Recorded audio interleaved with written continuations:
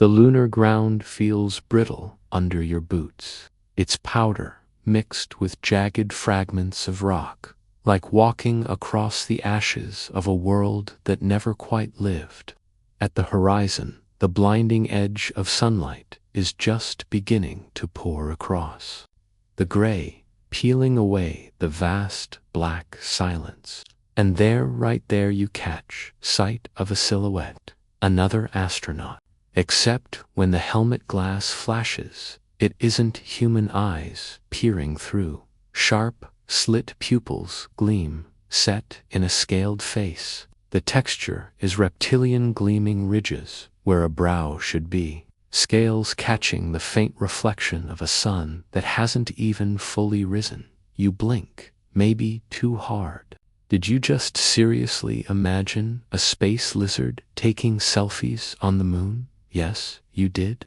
Because for thousands of years, humans have wondered about the stars, but always asked the quiet question, what if it wasn't us? What if, on some other twist of evolution, other species had taken the driver's seat, had risen to build rockets, carve civilizations, shake their scaled fists at gravity? But not here, not in our universe, in our reality. The ones who made it this far weren't lizards, weren't mice, weren't dolphins with prosthetic sponge gloves. Nope, it was us, awkward and messy Homo sapiens. And you, right now, standing in this imaginary moon dust, are about to trace why. Why us and not them? Think of it, 400,000 kilometers from home. An aluminum rocket got you here, but it was curiosity and ingenuity that made the trip possible at all. Those very human instincts to poke at the unknown, to struggle with puzzle pieces of the universe until they snap into improbable alignment. That's the story you're stepping into. A story not of rockets alone, but of the winding trail millions of years back, where fingers first twitched against flint and eyes flicked toward a different horizon. So you take a long breath, don't worry. The suit's got you on. Let yourself sink into the surreal notion. You're going backward. The dust under your boots dissolves. The black sky fills, not with stars, but with the dim canopy of forests, long forgotten, green dripping against humid air. You're traveling not to the future, but into the prelude that made your very body possible. Through this drifting journey, you will move like a dreamer through scenes of impossible scale. Caves where stone rings against stone, river valleys where hands thrash against bone, deserts where pyramids spark under the sun. You'll find yourself teased by tiny mice who out-reproduce everybody yet never invent a hammer. You'll walk beside hulking tortoises, colossal and patient, who carry fortresses but never city plans. And eventually, you'll lean right over the shoulder of a tiny fossil child who died 3 million years before Instagram captions were a thing. Her curled hand whispering the secret of your own. You're still there, drifting in that lunar moment, but the dust is falling away and the world shifts. 1 second you're staring at the reptile astronaut. The next, your boots are planted in soft, volcanic soil in East Africa 3 million years ago. The hum of life is louder here, insects sawing the air, birds flitting sharp outlines against the orange light, and something heavier, the thud of unshaped stone against stone. You crouch near the mouth of a cave, smoke and chatter rising from it as a small group of figures bend over rocks in their hands. They aren't you, not quite. Their skulls are longer, their jaws heftier, and their eyes catch the firelight like something between human and not. 1. slams a chunk of flint against a heavier rock, twisting her wrist sharply. And with a crack, a razor-thin flake slides loose. Another stops gnawing on a strip of dried meat long enough to grunt approval. You realize you're watching one of the earliest laboratories. No lab coats, sure, but also no tick-tock distractions. Just rock, persistence, and the slow dawn of imagination. They're shaping hand axes, symmetrical, deliberate. Items crafted, not simply found. It's oddly intimate. The way you look at their cracked knuckles, the rhythm of blows like a heartbeat. You see the gleam of pride in the face of one who makes the sharpest edge. And that's the hook. You recognize yourself in them. Pride, competitiveness, even gossip. Because communication, this rustling of sound between them, it's directed. It's trading information, which is the first real technology, beating out the hand axe itself. You lean closer in your imagination. Don't worry. They don't notice, just as one pauses to show her neighbor how to angle her wrist. That's teaching. That's culture. That's the difference between a chimp snatching a stick to prod, a termite mound, and a species passing an inheritance of skills forward through time. Now, fast forward snap. The firelight sparks into desert sunlight. You're squinting in ancient Egypt. It's 2600 BCE, and the air itself feels like a golden hammer against your head. You're standing beside Hem Ayunu, the architect, who wrangles thousands of sweaty, sun-baked workers hauling sledges of limestone. You wipe your forehead at the sight, but the man beside you doesn't falter. Thick papyrus plans sit rolled under his arm, and his eyes measure distances only mathematics can capture. Before you, the pyramid is rising. Each block pounded into place, hauled on ropes, greased with animal fat, chipped into flatness with copper chisels.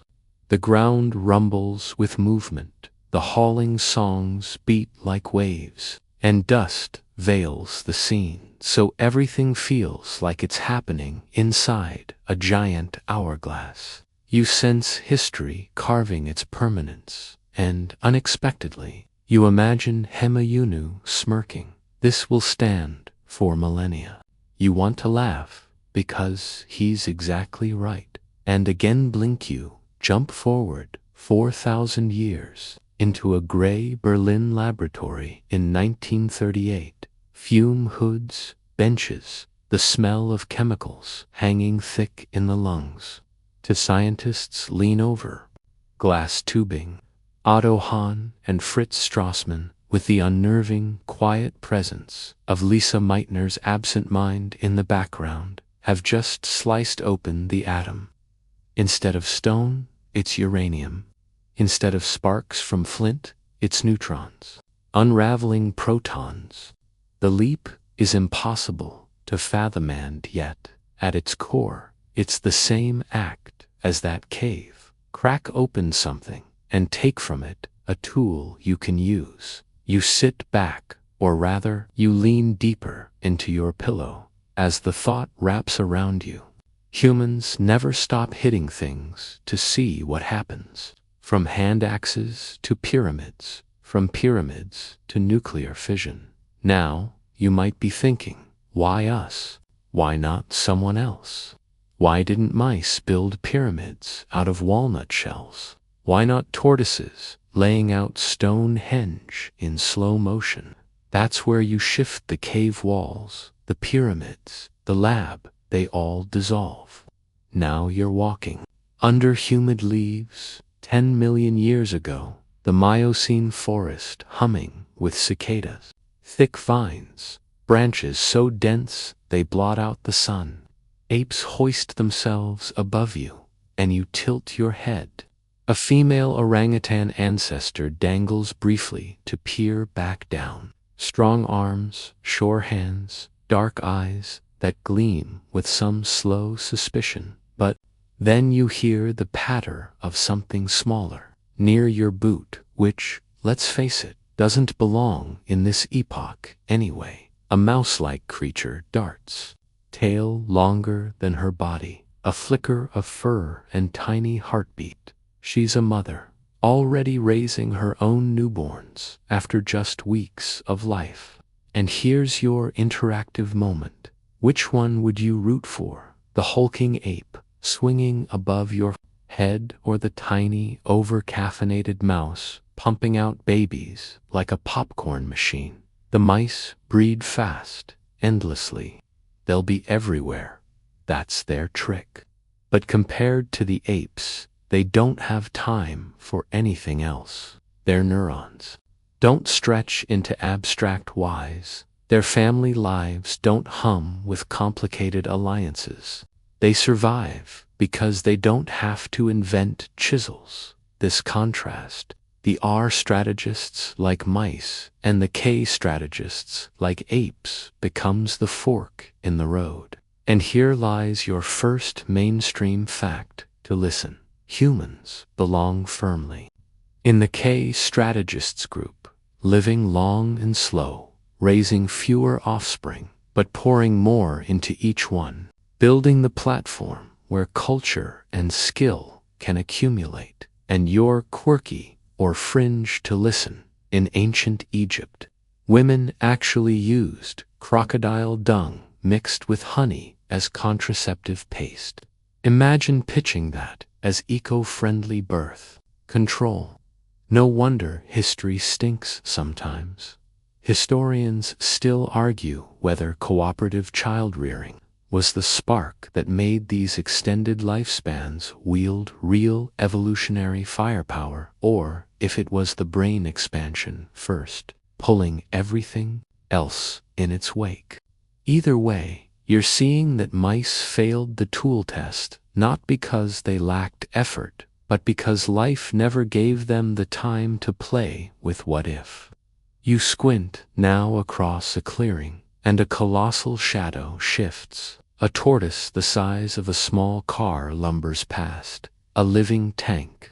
Its eye flicks indifferently toward you, and then it lowers its armored head to chew, chew, chew. No tools in its life. Why would it need them? Patience and armor outlast almost any predator. Almost. Then the forest shudders as a river hippo, relative, snorts close by, dripping water from wide jaws. Its teeth click, massive jaws open, and you think, surely here's an intelligent beast. But inside its skull, the neocortex is stunted, the problem-solving limited. It doesn't need to pry rocks or stir branches to survive. Its weight, its territory, its stable river hold, those are its weapons. So again, it wasn't them. It was never them. And as you feel the humid forest pressing against your skin, the sound of chattering apes above you, you understand you came not only from these tree-bound ancestors, but from the environment itself. It was the tension, the choices, the endless trial and error. And here, in this drowsy moment, bedding yourself closer to dreams, you let that realization sink like cool moss under your hands. You are the improbable result of millions of tries. You drift now across another landscape, softer, this time, where the wind carries dust over ancient rivers.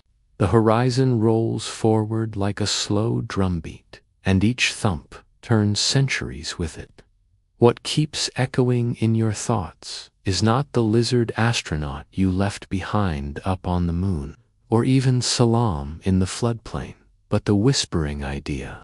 It could all have been so different. If evolution had blinked differently, you might not even be here, sighing into your pillow tonight. Look over there. Picture a giant shadow loping through tall grasses. Its face is flatter, its brow heavier. This is Homo habilis, handyman in Latin. He stoops with a burst of cleverness, splitting flint against flint with more confidence than Salam ever might. The shards scatter, edges sharp enough to cut hide from meat. He feels just as you do when you fumble a key into a lock or swipe a phone open, the jitter of satisfaction when the task clicks finished. Innovation rewarded, and this little moment becomes ritual. Not only did he crack a tool, he showed it across the group. You can imagine it. Teaching spreads not as lectures, but as imitation, mimicry, wrapped in everyday survival. If you want your offspring to thrive, you pass on these new tricks. All of a sudden, you aren't in a random cluster of upright apes, you're in the early stages of society. You close your eyes to it, but your other senses replay it. The crunch of bones, the drip of marrow, the chatter surrounding new efficiency in eating. Let's face it, sharper knives meant faster meal prep long before Tupperware was invented. Then time quickens. You're standing in a clearing now, confronting Homo erectus, their posture taller, their brows less jutting, their hands nearly your own. They hold symmetrical hand axes, pear-shaped masterpieces, chipped with patience, left and right balanced. The craftsmanship is staggering compared to habilis's jagged shards.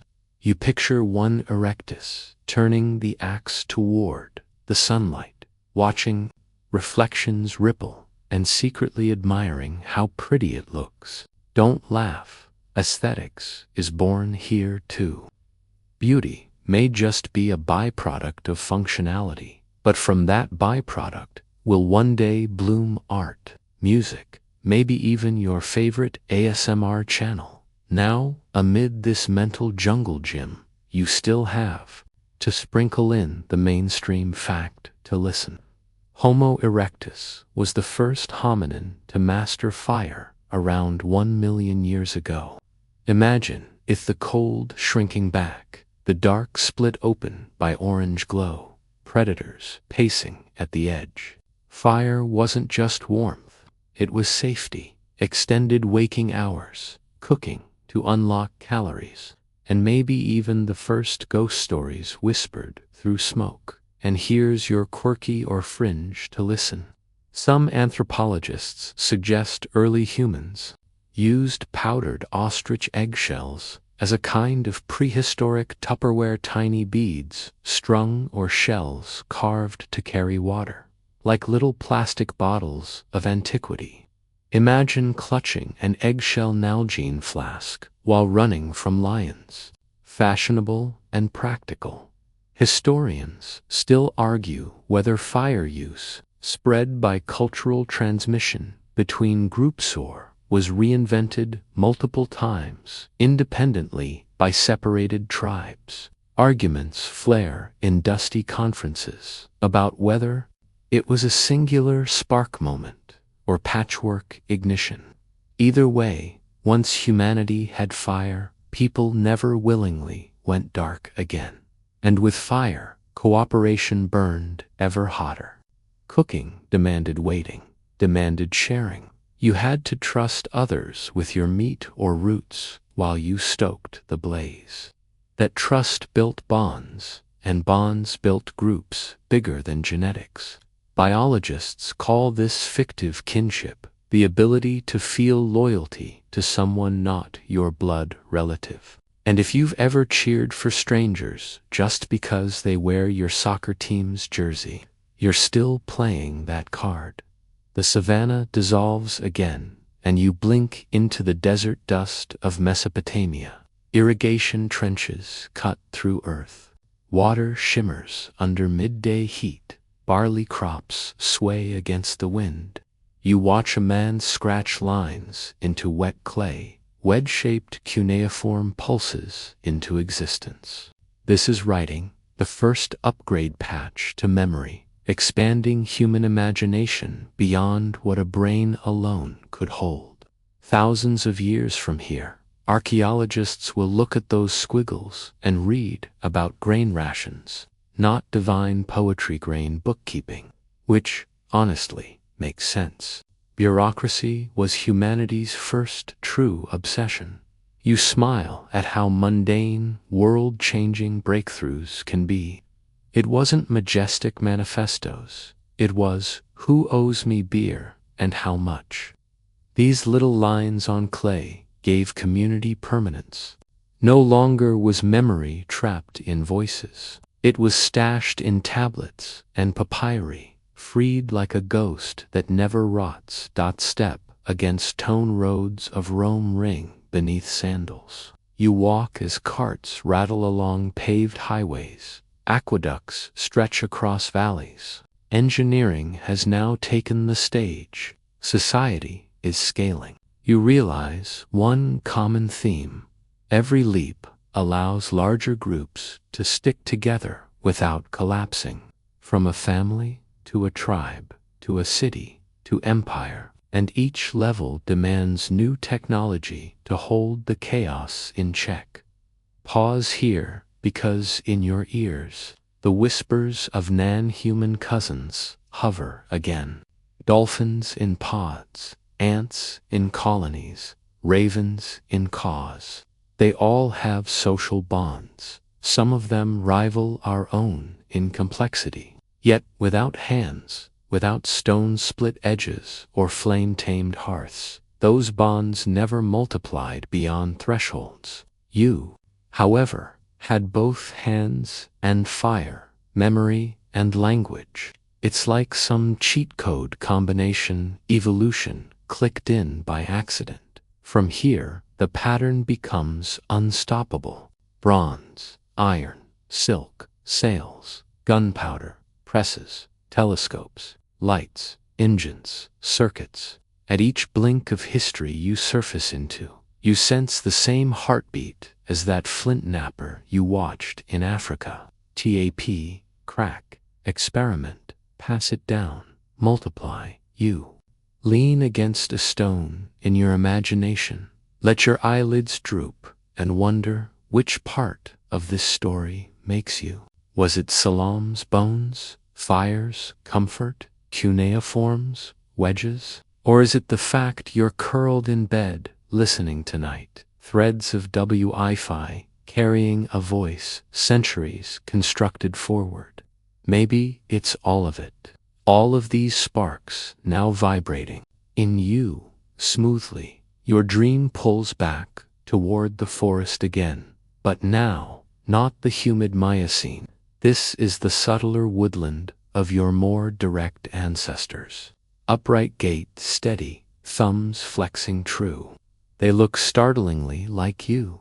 One crouches, draws lines in sand with a stick, humming for no reason beyond pattern. This isn't pure function anymore. It's proto-art, pebbles gathered in a spiral, bones carved with crosshatches. These are symbols without immediate survival payoff, but with profound meaning. What kind? The kind that whispers.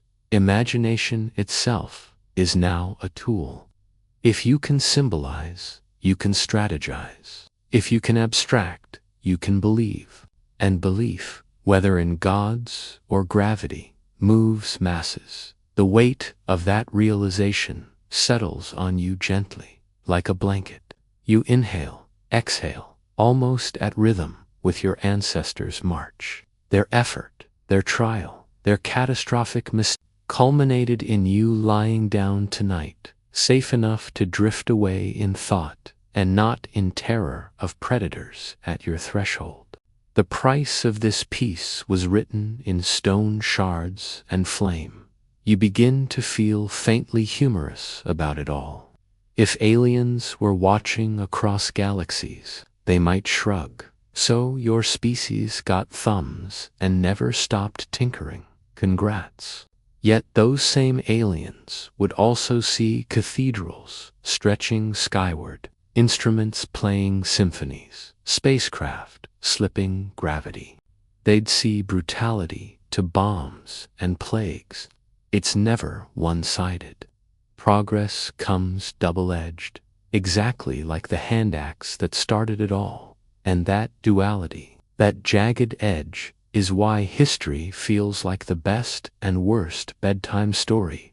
You laugh at the crocodile dung sunscreen, then wince at nuclear shadows. Pull the blanket higher. Listen to your slowing pulse.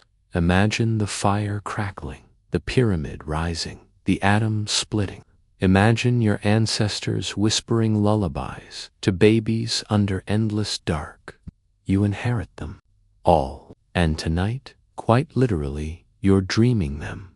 The glow of the ancestral fire fades, and your mind drifts now to something slower, like fog rolling across an untouched valley. You walk along it, barefoot, quiet, carrying nothing but restless thought. At some bend of time, you pause near a river where reeds whisper against stagnant water. A child slaps two sticks together and laughs at the sound. An elder watches patiently, then chips away stone with deliberate precision. Same rhythm, same joy, sound and tool, noise and intention. Both are pieces of technology emerging. One will become music. One will become knives. You kneel, and the mud cools your hands. You press prints there, noticing how each one uniquely holds your shape. Whoever sees these marks later will recognize something: identity. That concept won't bloom fully until writing chisels it sharp. But it's already here. Your kind leaves traces, not by accident, but through deliberate mark-making. The world starts to remember that you exist. If you pause to think about it, don't worry. This is safe bedtime philosophy. Realize how fragile every one of these leaps is. Fire could have flickered out. Flint could have shattered uselessly. And yet, each step stuck. Something about humans is sticky. Memory adheres. Teaching loops. Failures fasten into trial, and trial into inheritance. Shift again. Now you're standing among Neanderthals. Their brows lower, forearms strong, their bodies stockier than yours. You watch them arrange stones at a grave, scatter flowers, maybe whisper little hums before leaving the body covered. Yes, ritual technology of the heart. Because tools alone do not make a world, meaning does. You see how they shaped spears, sharper than many early Homo sapiens did, how they painted caves too. They were contenders, not extras. And in another roll of dice, maybe it would have been them telling bedtime histories about scrawny sapiens who didn't make it. But watch closely, there's a difference. Population sizes smaller, networks more fragile. When catastrophe struck, their thread snapped easier. You, however, had wider webs. More gossip carried information. More alliances carried bloodlines.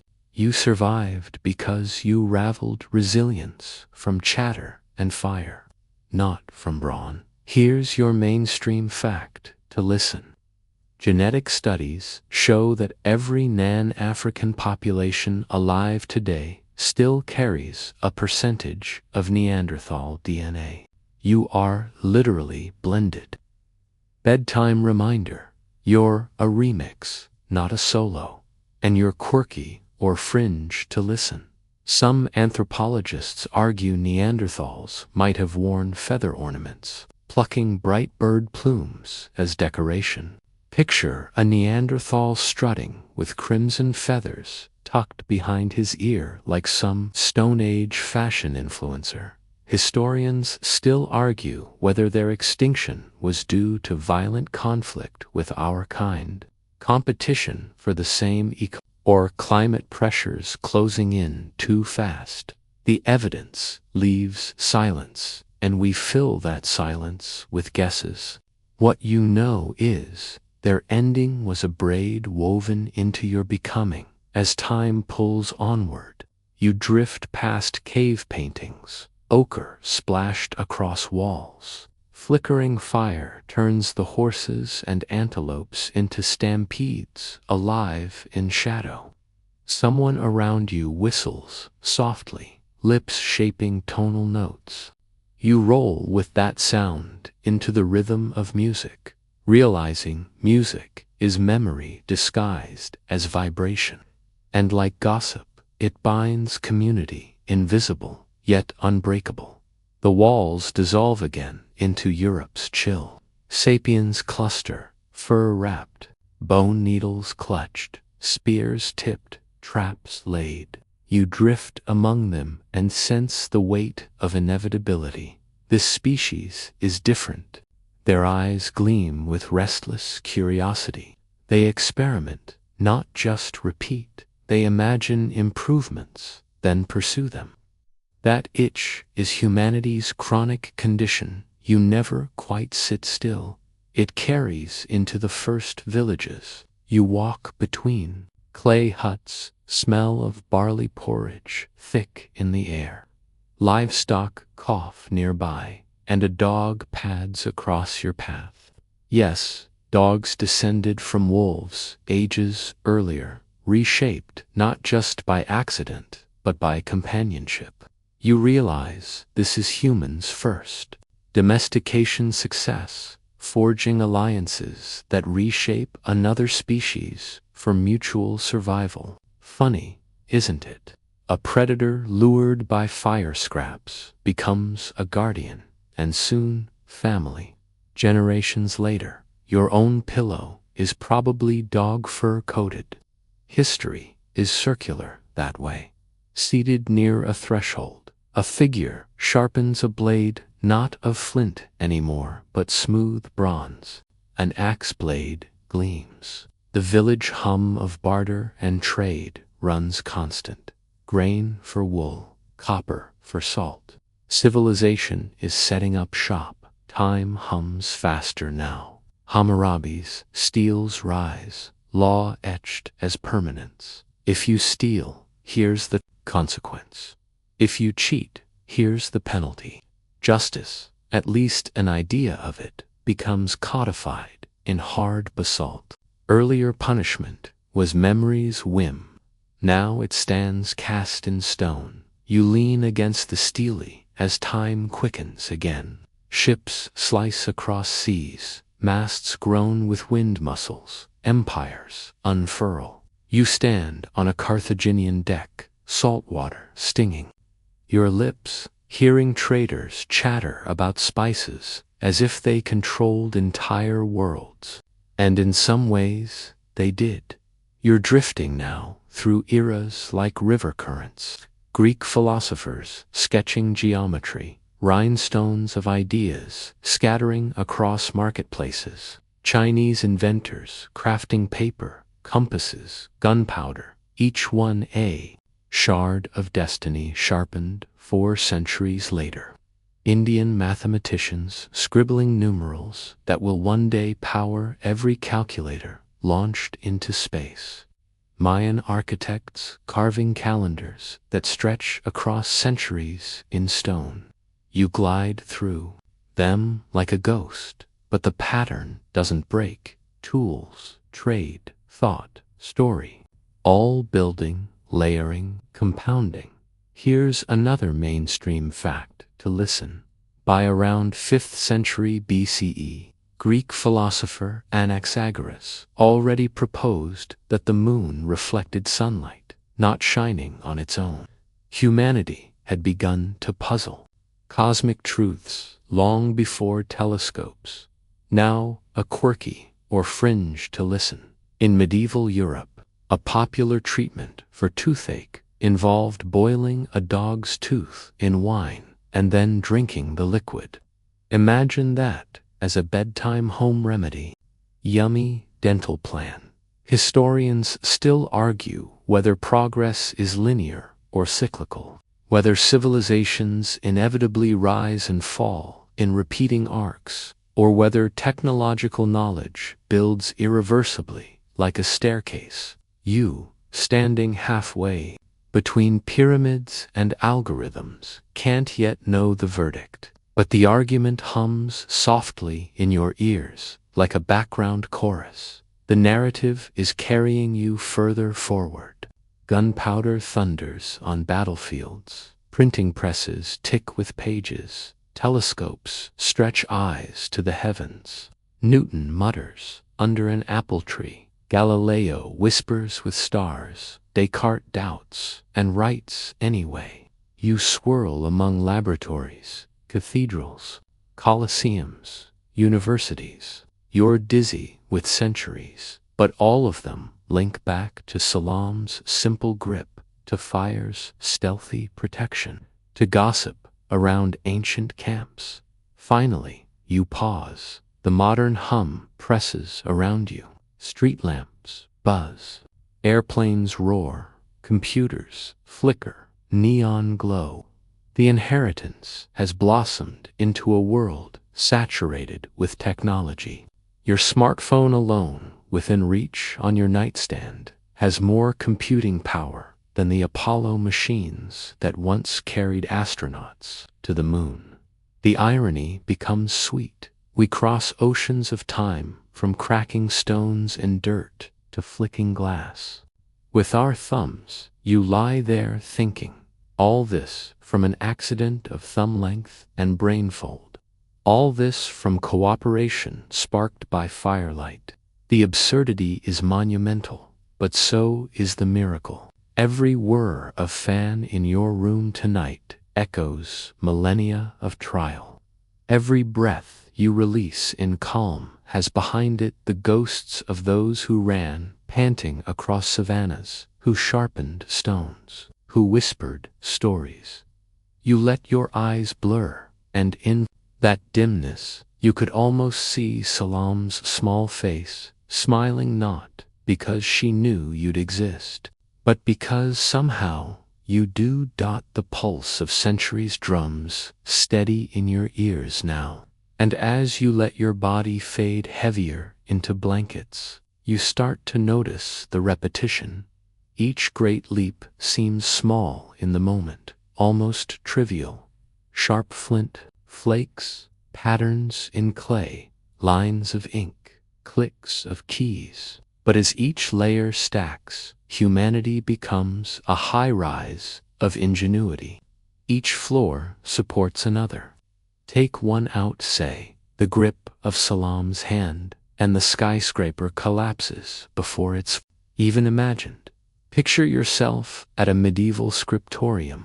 Candles gutter, monks hunch over vellum, scratching letters that preserve everything from law to gossip to the odd "do not steal this book, or God will strike you dead." The rhythm of scratching quills almost lulls you, yet think this act copying dusty text scaries seeds across 1,000 dark winters.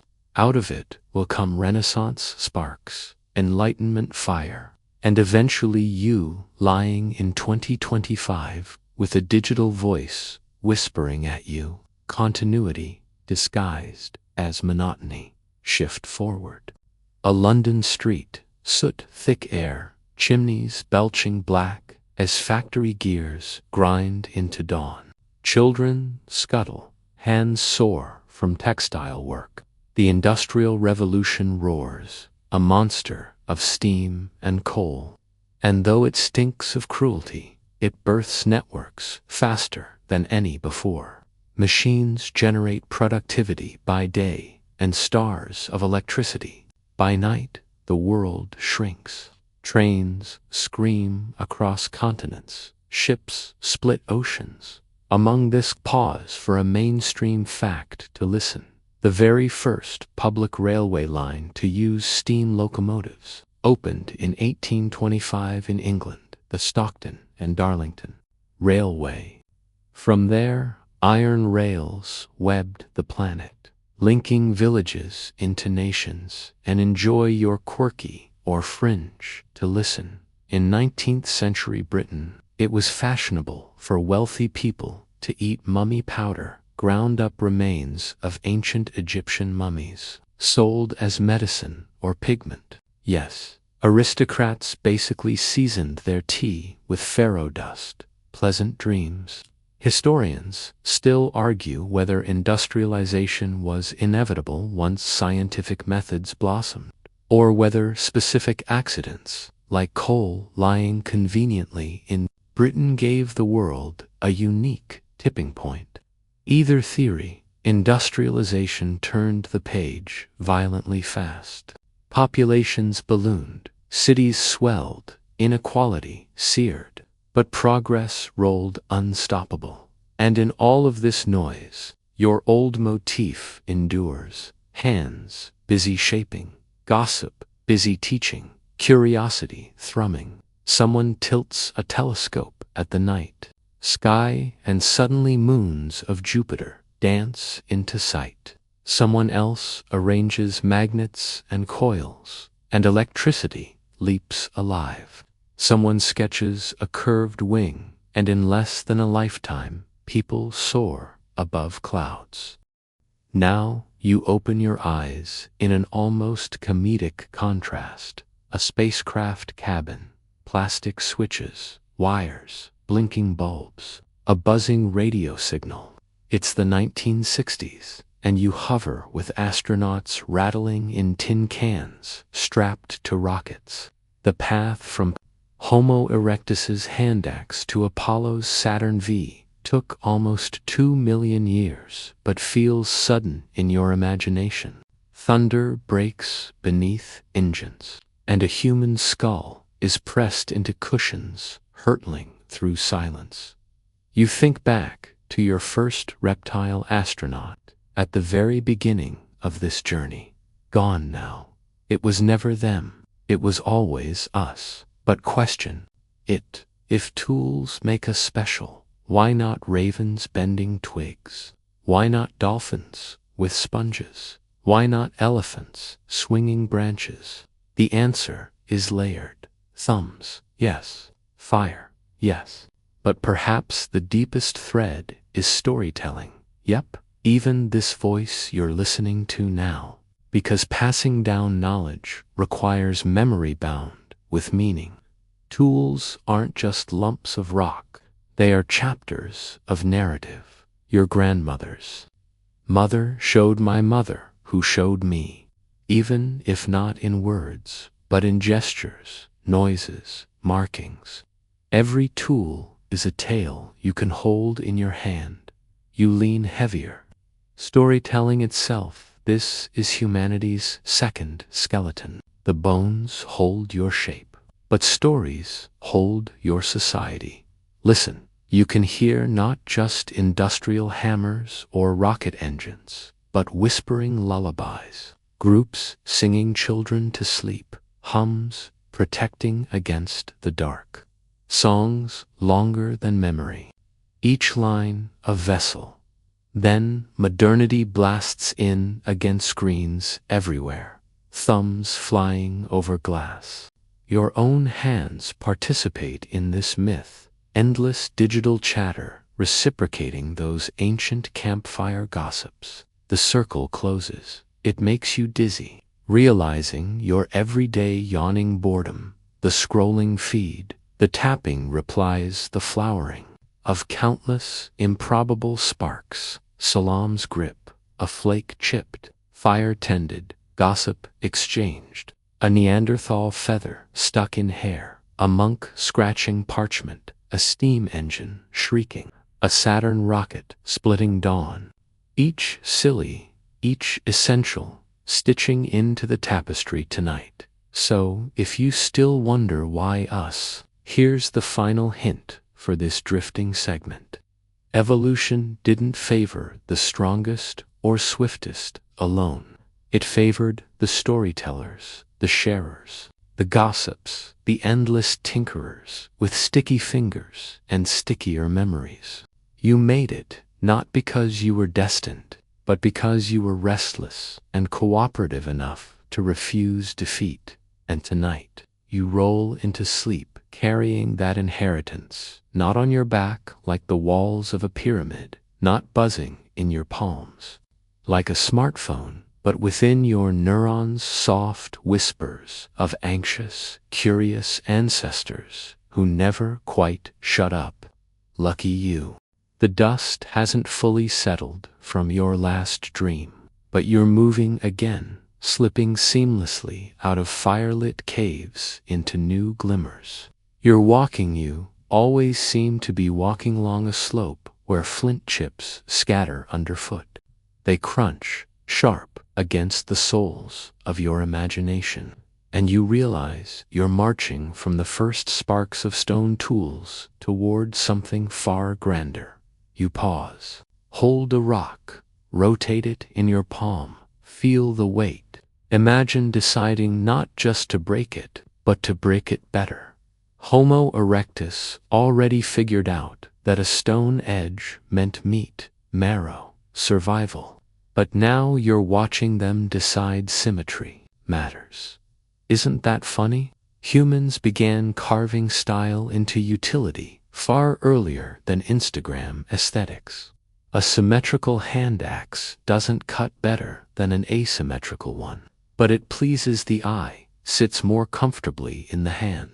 Comfort leads to efficiency, efficiency to survival. So, off you go, stepping through time, each stride swinging centuries forward. Stones fade into bronze gleam. Your ears fill with pounding. The air tastes metallic, and on your journey you ask yourself, how many early tinkerers ruined days of work, singed eyebrows, split stones to brittle dust, probably thousands, and yet they kept trying. That's your species, stubborn experimenters, step again and again. Tin and copper blend into bronze, bronze bladed into war, bronze traded for food, bronze tossed into graves. Then comes iron, stubborn at first, locked in ores less yielding than copper. But once cracked into submission, iron's strength rewrites warfare, farming, architecture. The blade is stronger, the plow deeper, the city taller. You hunch, adjust your breathing, because it's 2600 BCE again, and the pyramid horizon blinds you. We're back where you were glimpsing, before beneath blazing Egyptian skies, the pyramid of Khufu, rising block by block. You tilt your head, up, up, that's not stone anymore. Him, Iunu, the architect with a quill carved of bone, keeps tally, carrying boxes, sweating and cursing.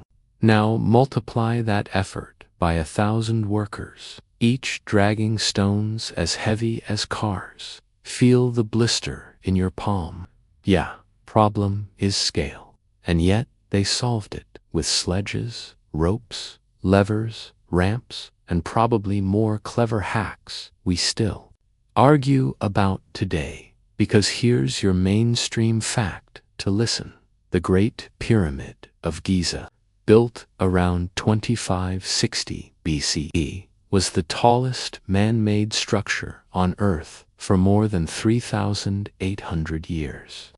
That record wasn't broken until the spire of Lincoln Cathedral rose in medieval England. Centuries of ambition, part of anti-pregnancy mixtures. Others whisper about honey-soaked linen inserted before lovemaking. Imagine pyramid builders trudging home after a day of hauling limestone, greeted with, "Did you put the dung jar back where it belongs?" Romance didn't always sparkle golden. Historians still argue whether the pyramids were constructed by armies of slaves, as older accounts imagined, or by a rotating workforce of skilled laborers who were actually well-fed and respected. Evidence leans toward the workers being more like national pride. Crews fed hefty loaves and bira, bit less of the slave chains Hollywood loves. Debate smolders, even among scholars, sipping coffee millennia later. But keep walking. That pyramid. Dust settles, and suddenly you're in the Aegean, ships creaking on foamy waves. Sailors strain, sails snap in salty wind. Trade pulses across tiny islands, loops into mainland kingdoms, and knowledge rides stowed alongside amphorae of oil. The wheel, the alphabet, mathematics each, passes like whispered secrets from one port to another. You stand on a dock smelling tar, hearing traders haggle. Step close, those arguments are innovation disguised as payment disputes. Time continues. Your footsteps echo down Roman roads, cobbled with such precision that some still exist today. Legions march in unison, sandals slapping like a beating drum. Rome doesn't just conquer with swords, conquers by pouring stone highways across thousands of miles, by sinking aqueducts over valleys. You take a sip from aqueduct water, cool, refreshing. It tastes not just of liquid, but of coordination, bureaucracy.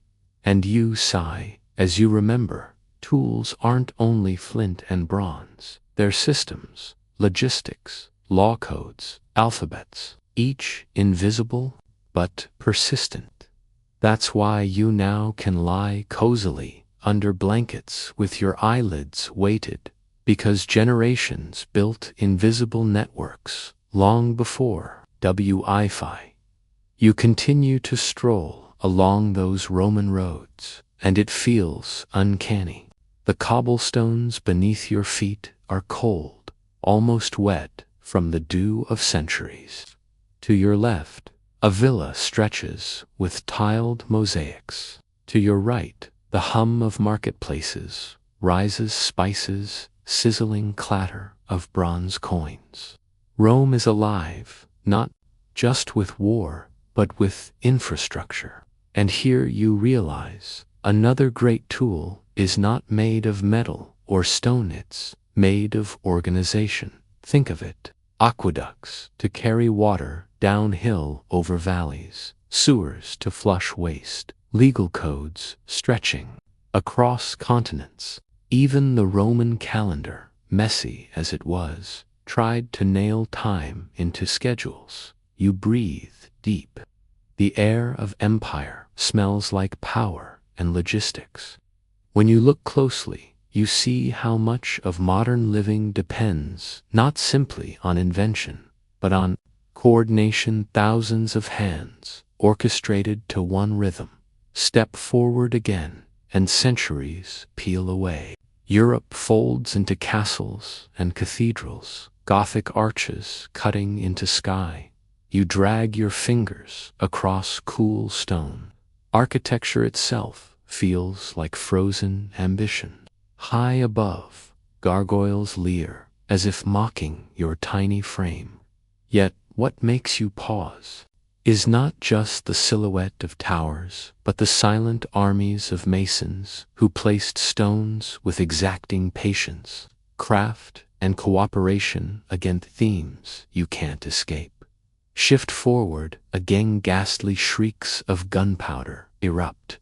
The world explodes into black smoke and sparks. Warfare evolves from bronze axe to thundersticks in less than the blink of history. Empires redraft themselves on maps every year. You cover your ears, trying to muffle centuries of shouting. Among the smoke emerges Johannes Gutenberg in Mainz, Germany. His printing press squeals and clunks. Paper smeared with ink rolls out. The press is not loud in decibels compared to cannons, yet its echo across history is deafening. Books multiply.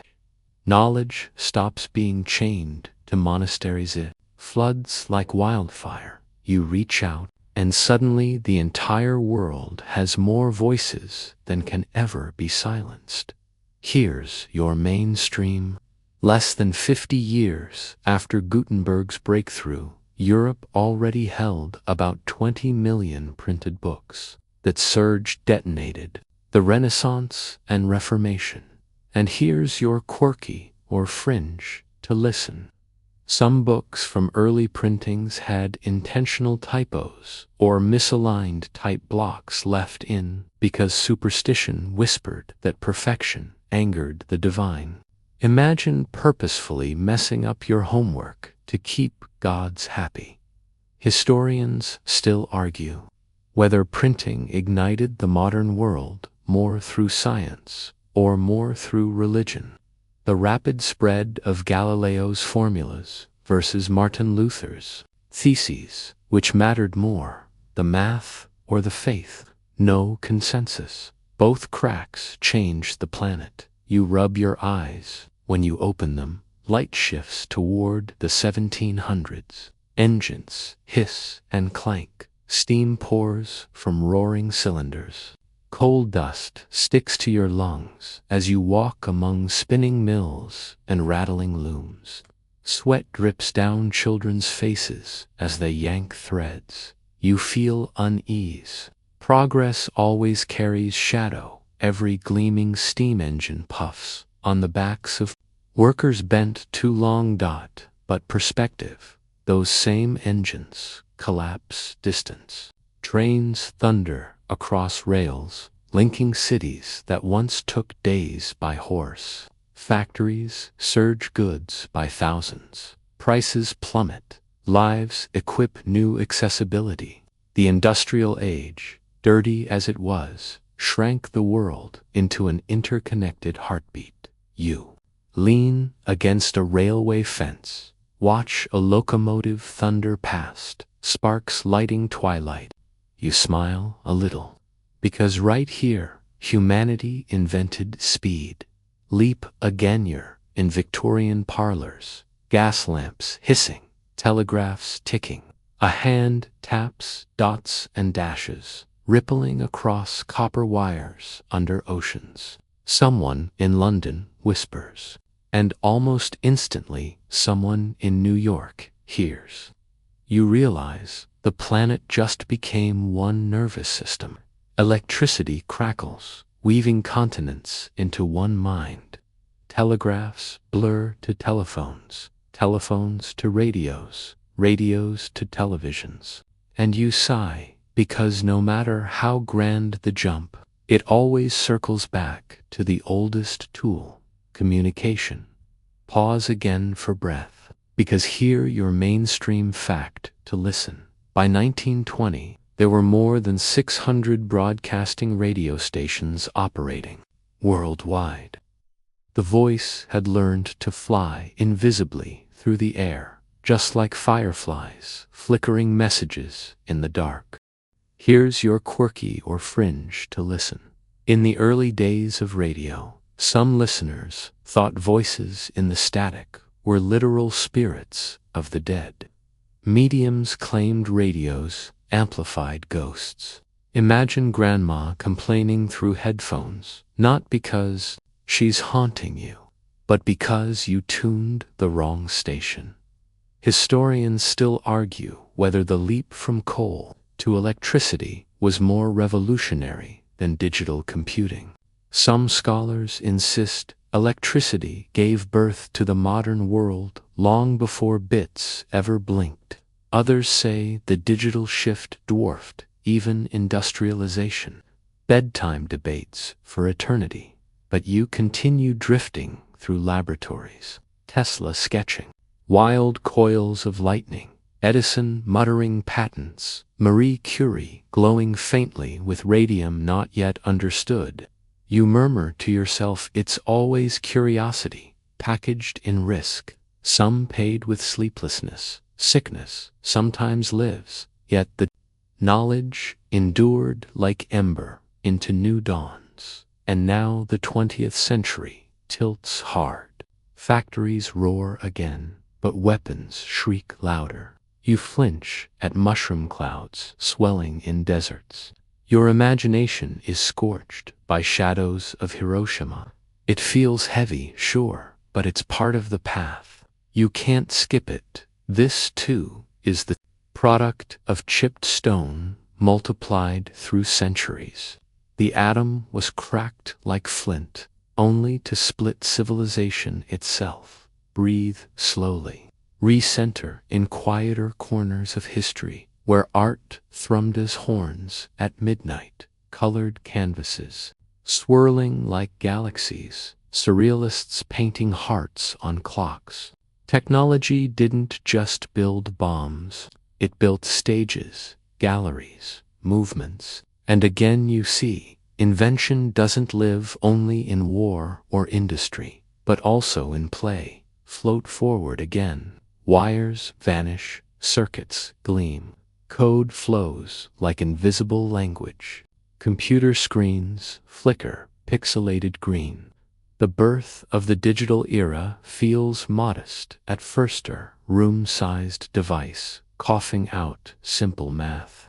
Yet again, you know this modest start is just another cave fire kindling.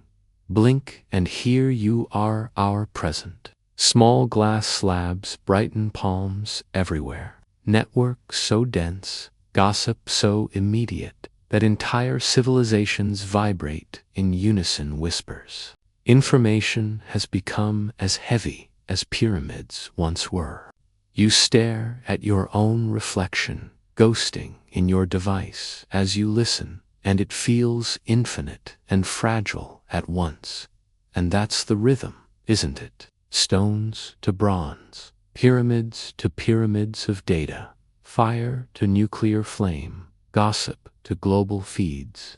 Over and over, you learn humanity doesn't pause. You're an endless chain reaction stretching back millions of years. Forward, who knows how far. You stand in the echo of the industrial age, soot still clinging to your breath, when suddenly the ground shakes with a new thunder. Rockets. They roar, not like trains or steamships, but like mountains trying to lift themselves into the sky. The decade is the 1960s again, and men in white helmets strap themselves into capsules bolted to towers of fire. You tilt your head back higher, higher as the Saturn V rocket ignites, shaking air itself into ripples. A column of flame gouges the atmosphere, and humans fling themselves from gravity's grasp. Pause here, because if stone flakes are the heartbeat of beginnings, this flaming pillar is the blood rushing to humanity's dreams. As you watch the rocket climb, you remember, this thing doesn't exist in isolation.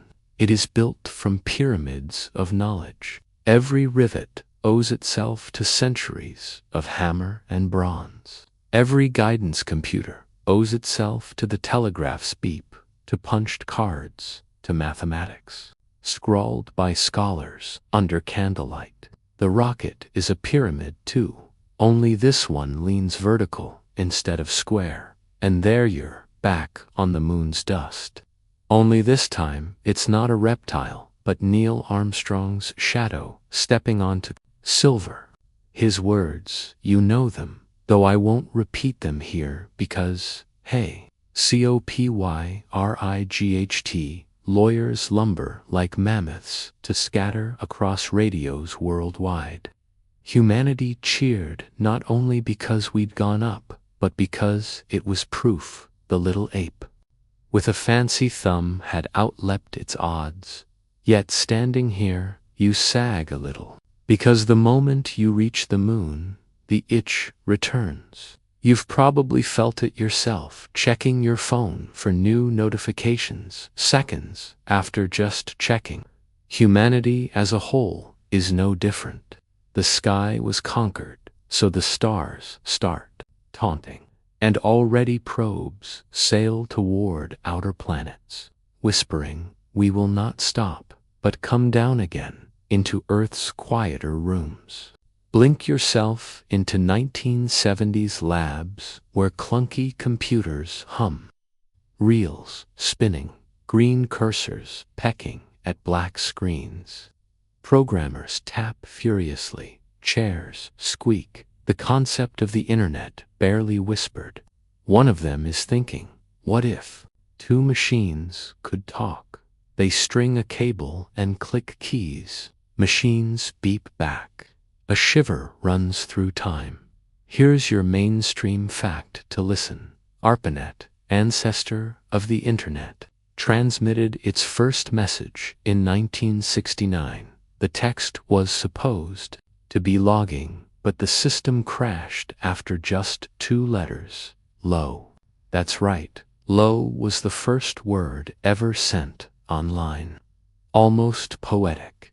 Humans began their global chatter with an accidental hello for a chuckle.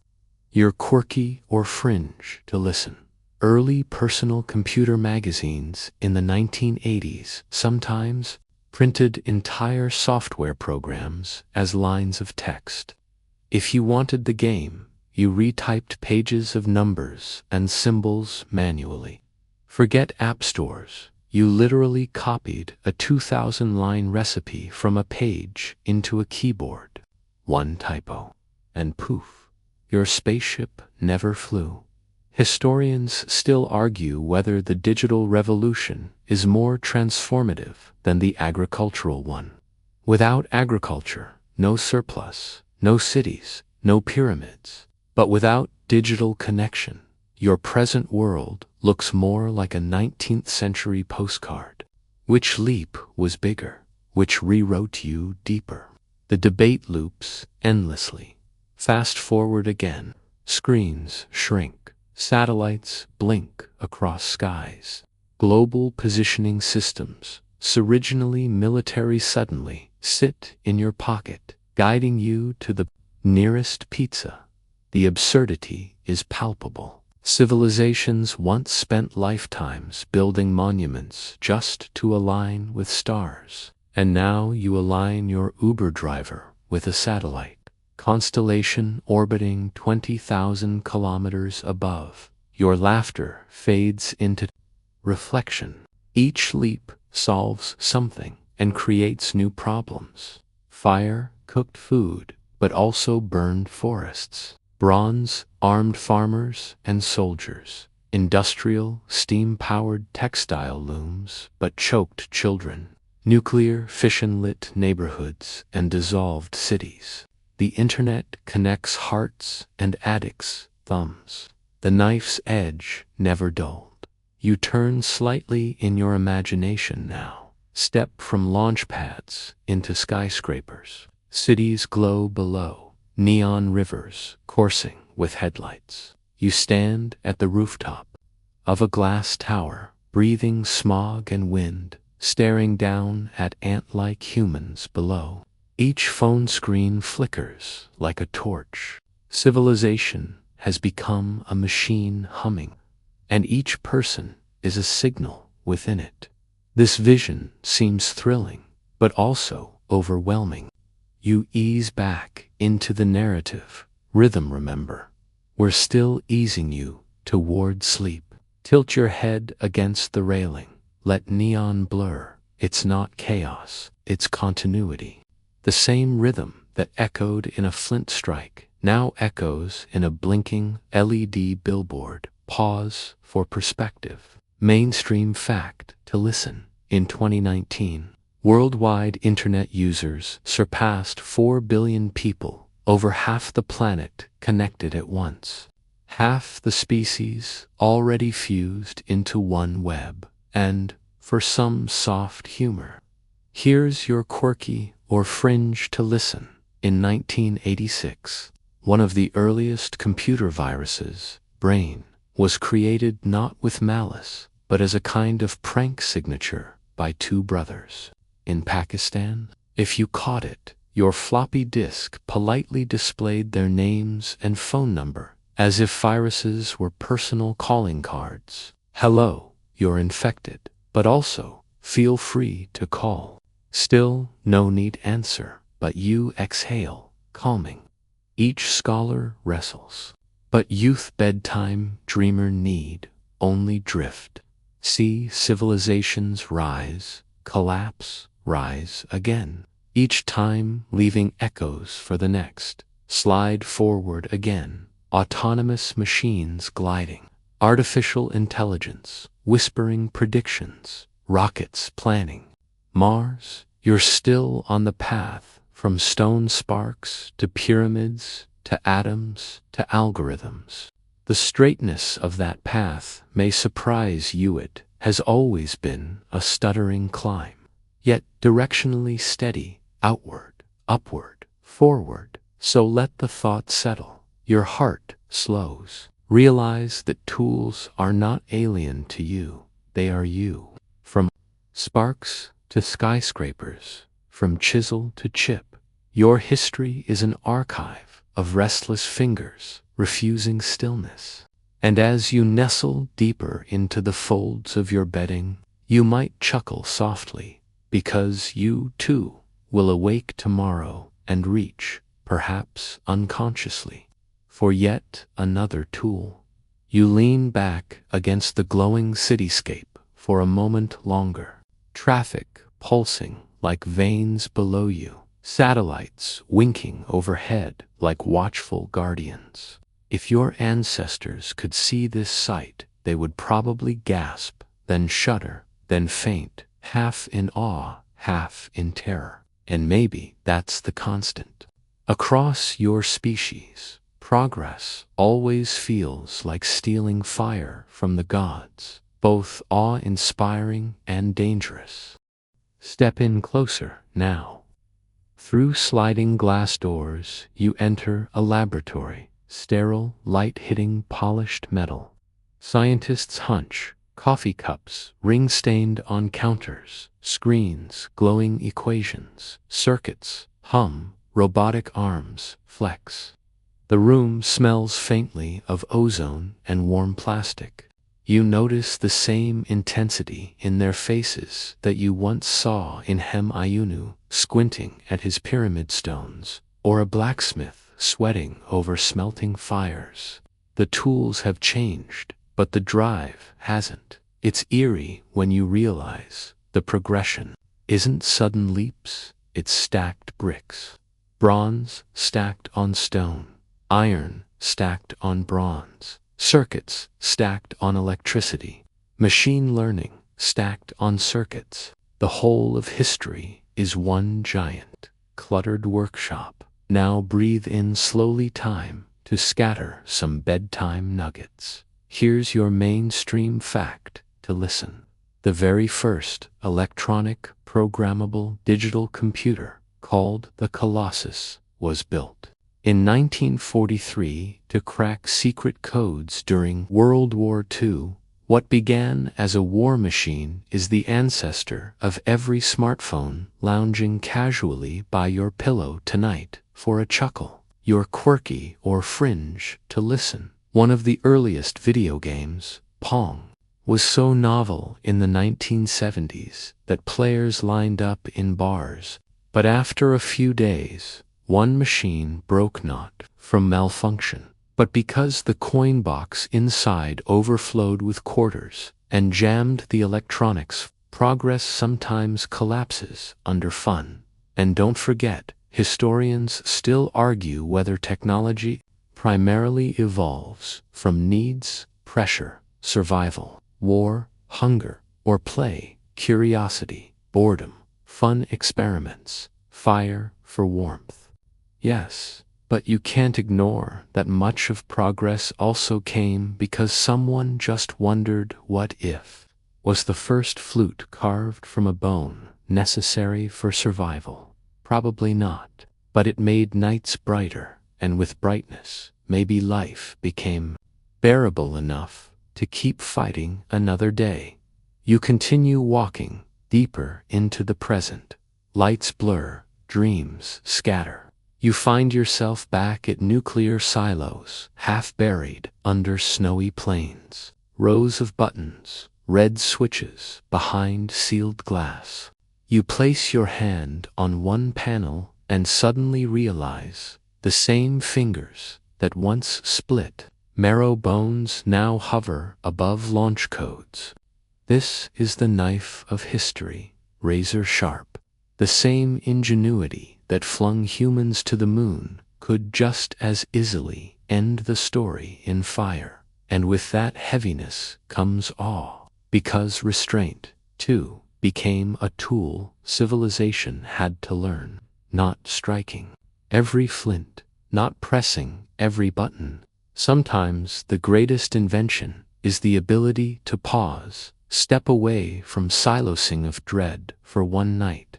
You prefer the hum of classrooms, libraries, living rooms where children poke at tablets, streaming knowledge across oceans as casually as breathing. You settle in the soft glow of a bedroom lamp, a child curled in sheets, parent whispering a bedtime story. The pattern repeats. The same fire you saw reflected in cave paintings now flickers in screens above sleeping faces. The lullabies change in tone, the glow changes in wavelength, but the intention is unchanged. We pass down knowledge through stories, so tomorrow doesn't drown in yesterday's ignorance. This cyclical rhythm comforts you. It's not a line, really it's a spiral. Each twist higher, each layer broader. You hum to yourself, almost like the Neanderthal tucking feathers, almost like the monk adding gold leaf to scripts, almost like the engineer coding a rocket. So, exhale fully now. Imagine the entire arc condensed into one inhalation. Stone to steam, steam to silicon, silicon to stars. That's the thread.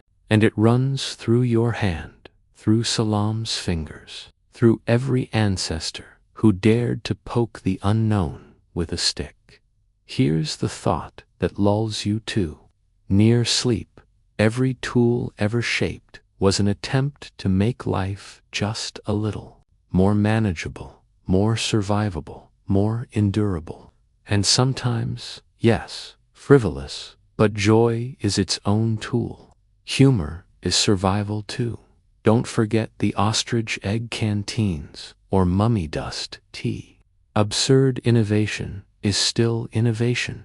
And tomorrow, when you stir awake, bleary-eyed, stumbling to make coffee, think of this. You are practicing the culmination of everything.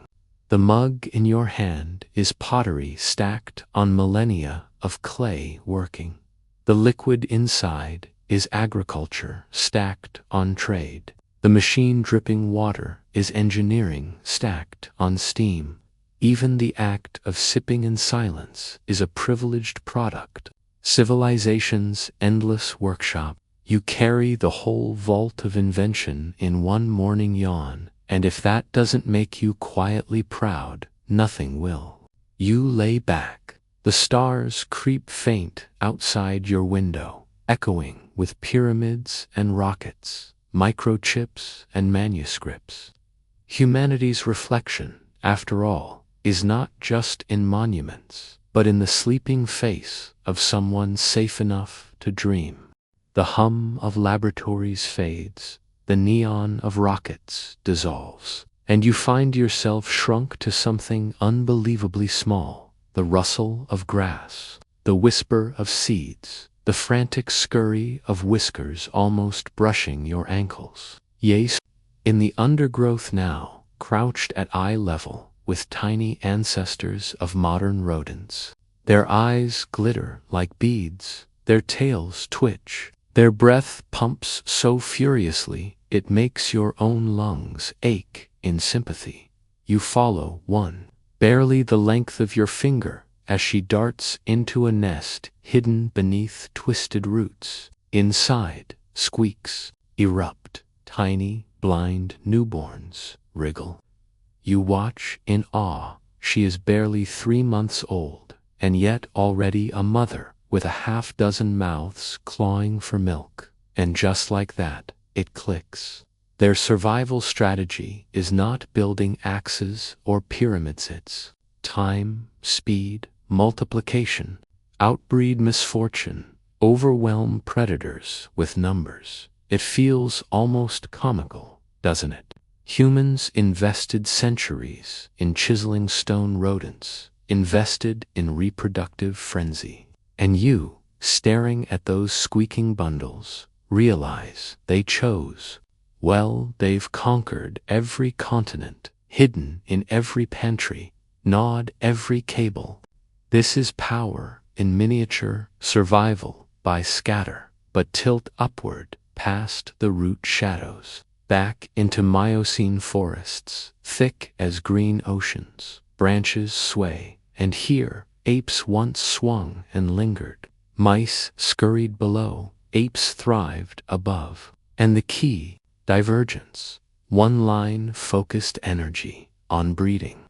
The other slowed down, poured effort into longer lives. Fewer babies, more care. Strategy forks are selected versus K-selected. Here's your mainstream fact to listen. Modern field mice in the wild rarely live longer than a single year, but can produce up to 8 litters annually.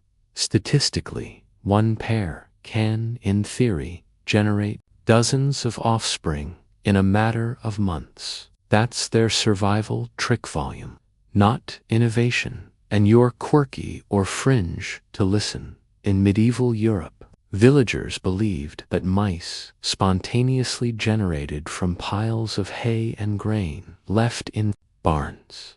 Hard to blame them when you leave hay overnight and wake up to dozens of sneaky rodents. It really does look like they sprouted from the straw.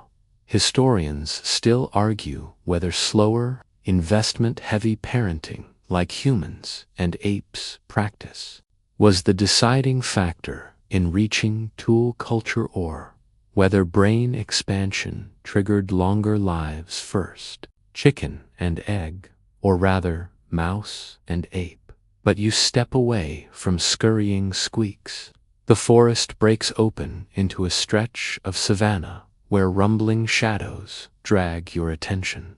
Before you waddles a shell, but not any shellet is colossal. A tortoise the size of a small car.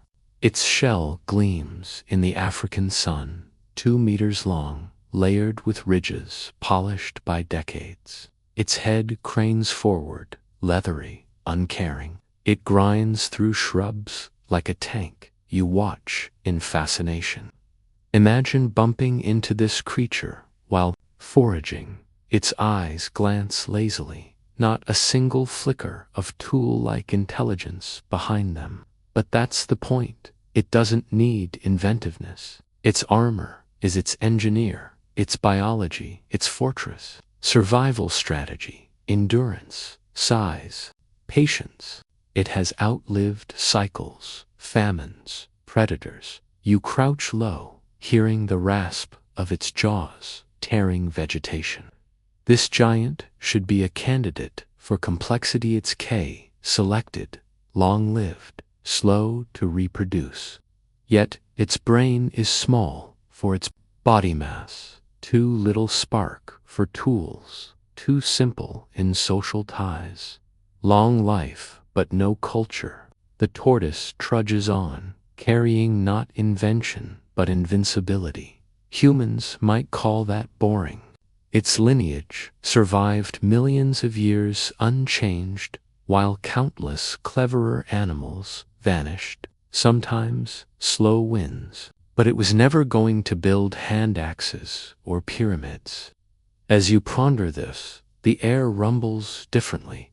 Water, a river yawns ahead, its surface dappled with sunlit ripples. From it erupts a bulky shadow hippos. Enormous bodies surfacing, jaws wide enough to snap branches whole. You shrink instinctively at the sight.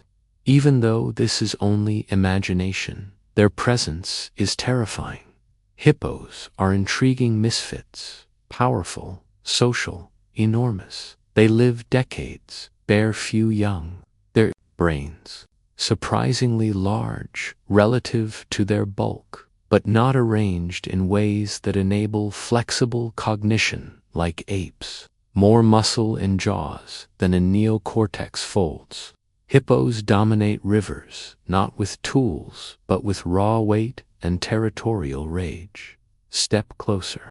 Mentally, you see Miocene, relatives of hippos, smaller, leaning, elegant eyes, glimmering in reeds. They could have been candidates in the evolutionary who wields tools race, but they stayed content in water, stable ecosystems, pressing no inventive need. When life hands you permanent buff fitness, you don't start flint-napping you. Graze, bellow, and guard territory. So, again, it wasn't them pause, breathe. You start noticing a pattern. Life strategies carved into shortcuts. Mice splintered into proliferation. Tortoises into armor. Hippos into dominance. Busy, steady, territorial. All brilliant survival techniques, but none blend long life with social collaboration and dexterous hands. That cocktail is uniquely yours. Here's your mainstream fact to listen. The neocortex of chimpanzees makes up more than half their entire brain volume, whereas in humans it can be as much as 76%. Compare that to hippos, whose neocortex comprises far less. It's the neocortex that lets abstract planning bloom for flavor. You're quirky or fringe to listen. In ancient India, it was sometimes believed elephants housed cosmic memory, their long lifespans making them vessels of reincarnation stories. When you think about it, handing memory to an elephant makes some ironic sense. They never seem to forget. And here's a gentle bedtime debate. Historians and biologists still argue whether sheer brain size or the relative folding matters more in producing intelligence. Blue whales, after all, have massive brains, yet folding patterns are simpler. Meanwhile, tiny primates, with smaller volumes but lots of folds, still innovate new behaviors. Is intelligence mass, or is it structure? No single verdict. You lay down by the riverbank in imagination, watching tortoises lumber, mice nibble, hippos grunt. None of them craft axes, none split atoms. And maybe that's the truth. They didn't fail. They specialized. The night closes softly around you, and your eyelids begin to sink. You smile because you realize you are drifting in a zoo of might-have-beens. Humanity wasn't destined. It was lucky. It was pressured just enough to gamble bipedalism, just clumsy enough to experiment with sharp stones instead of teeth, just social enough to care how others fared. The misfits around mice, tortoises, hippos you how many other strategies were on the menu. But evolution plated you. You're still on that Miocene riverbank, the hippos wallowing near you, tortoises scraping through brush, mice skittering between roots. But the forest night softens, and in the half-dream of your imagination, their shadows blur. They stretch, dissolve, then coalesce again into two colossal figures, standing out against the horizon. Their ears flap, trunks sway, ivory curves glint pale in the moonlight. Elephants. Now here's a creature that almost has the credentials. Long-lived, check. Large-brained, check. Complex social lives, check. They grieve their dead, return to skeletons, trumpet mournfully over remains. Mothers guide daughters. Herds pass knowledge across generations, waterhole memories. Roots carried like verbal maps in gray folds of brain. You can almost hear a matriarch murmur, turn left at the big baobab tree. You crouch lower in reverence as one elephant extends her trunk, delicate finger-like tips brushing across bark. Think about that trunk. It's marvelously useful. It can tear down trees, lift logs, or pluck a single berry, all in the same motion. But here's the trouble. It's just one appendage, not two hands with opposable thumbs. The trunk is magnificent, but it's also singular. You recall little snippets. Wild elephants have occasionally been spotted using sticks to scratch inaccessible itches, or swatting flies with leafy branches gripped like clumsy fly swatter. That's tool use, yes, but tool making. That's the boundary they never crossed. It isn't a lack of brain. It's a limit of appendages. The subtlety of grip that you enjoy pinching threads, chiseling edges, never belonged to them. Here's your mainstream fact to listen. African elephants possess around 100,000 individual muscle units packed into their trunks, giving them extraordinary dexterity. They can pick up a peanut, strip leaves, or haul logs heavier than some cars. Yet even this remarkable trunk can't substitute for twin nimble hands. For a grin, as architects, carving stupas or temples with deliberate intention, when in truth they were conscripts at best, dragging logs and stones under human chains.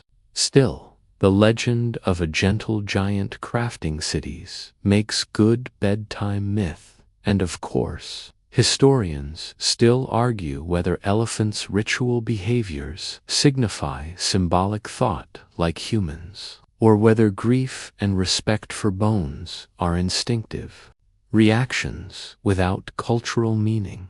Scholars debate video clips of elephants touching tusks to skulls. Do they know? Or do we only want to believe they know? The herd slowly melts away into mist, leaving you drifting toward a horizon of foam.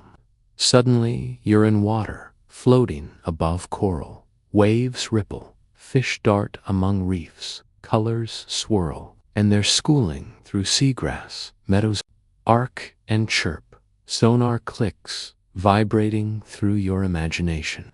One descends, probes the seafloor, and emerges with a sponge wrapped around her beak. She dips again, safe from stings or abrasions. This right here's innovation. You kick lightly in dream water, trailing them. Bottlenose dolphins are brilliant, no question. They communicate with signature whistles, the dolphin equivalent of names. They cooperate to hunt, herd fish into tight balls, surfacing together to snap them up. And here in Shark Bay, they also wield sponge masks. It's tool use, passed down culturally, mothers to calves. But just like elephants, they bump against limits. They lack grasping appendages. Imagine trying to build a hand axe while wearing mittens underwater, while holding your breath. Not gonna happen. They live in a domain where survival doesn't demand building shelters or storing grain. That's another kicker. Environment itself sets boundaries.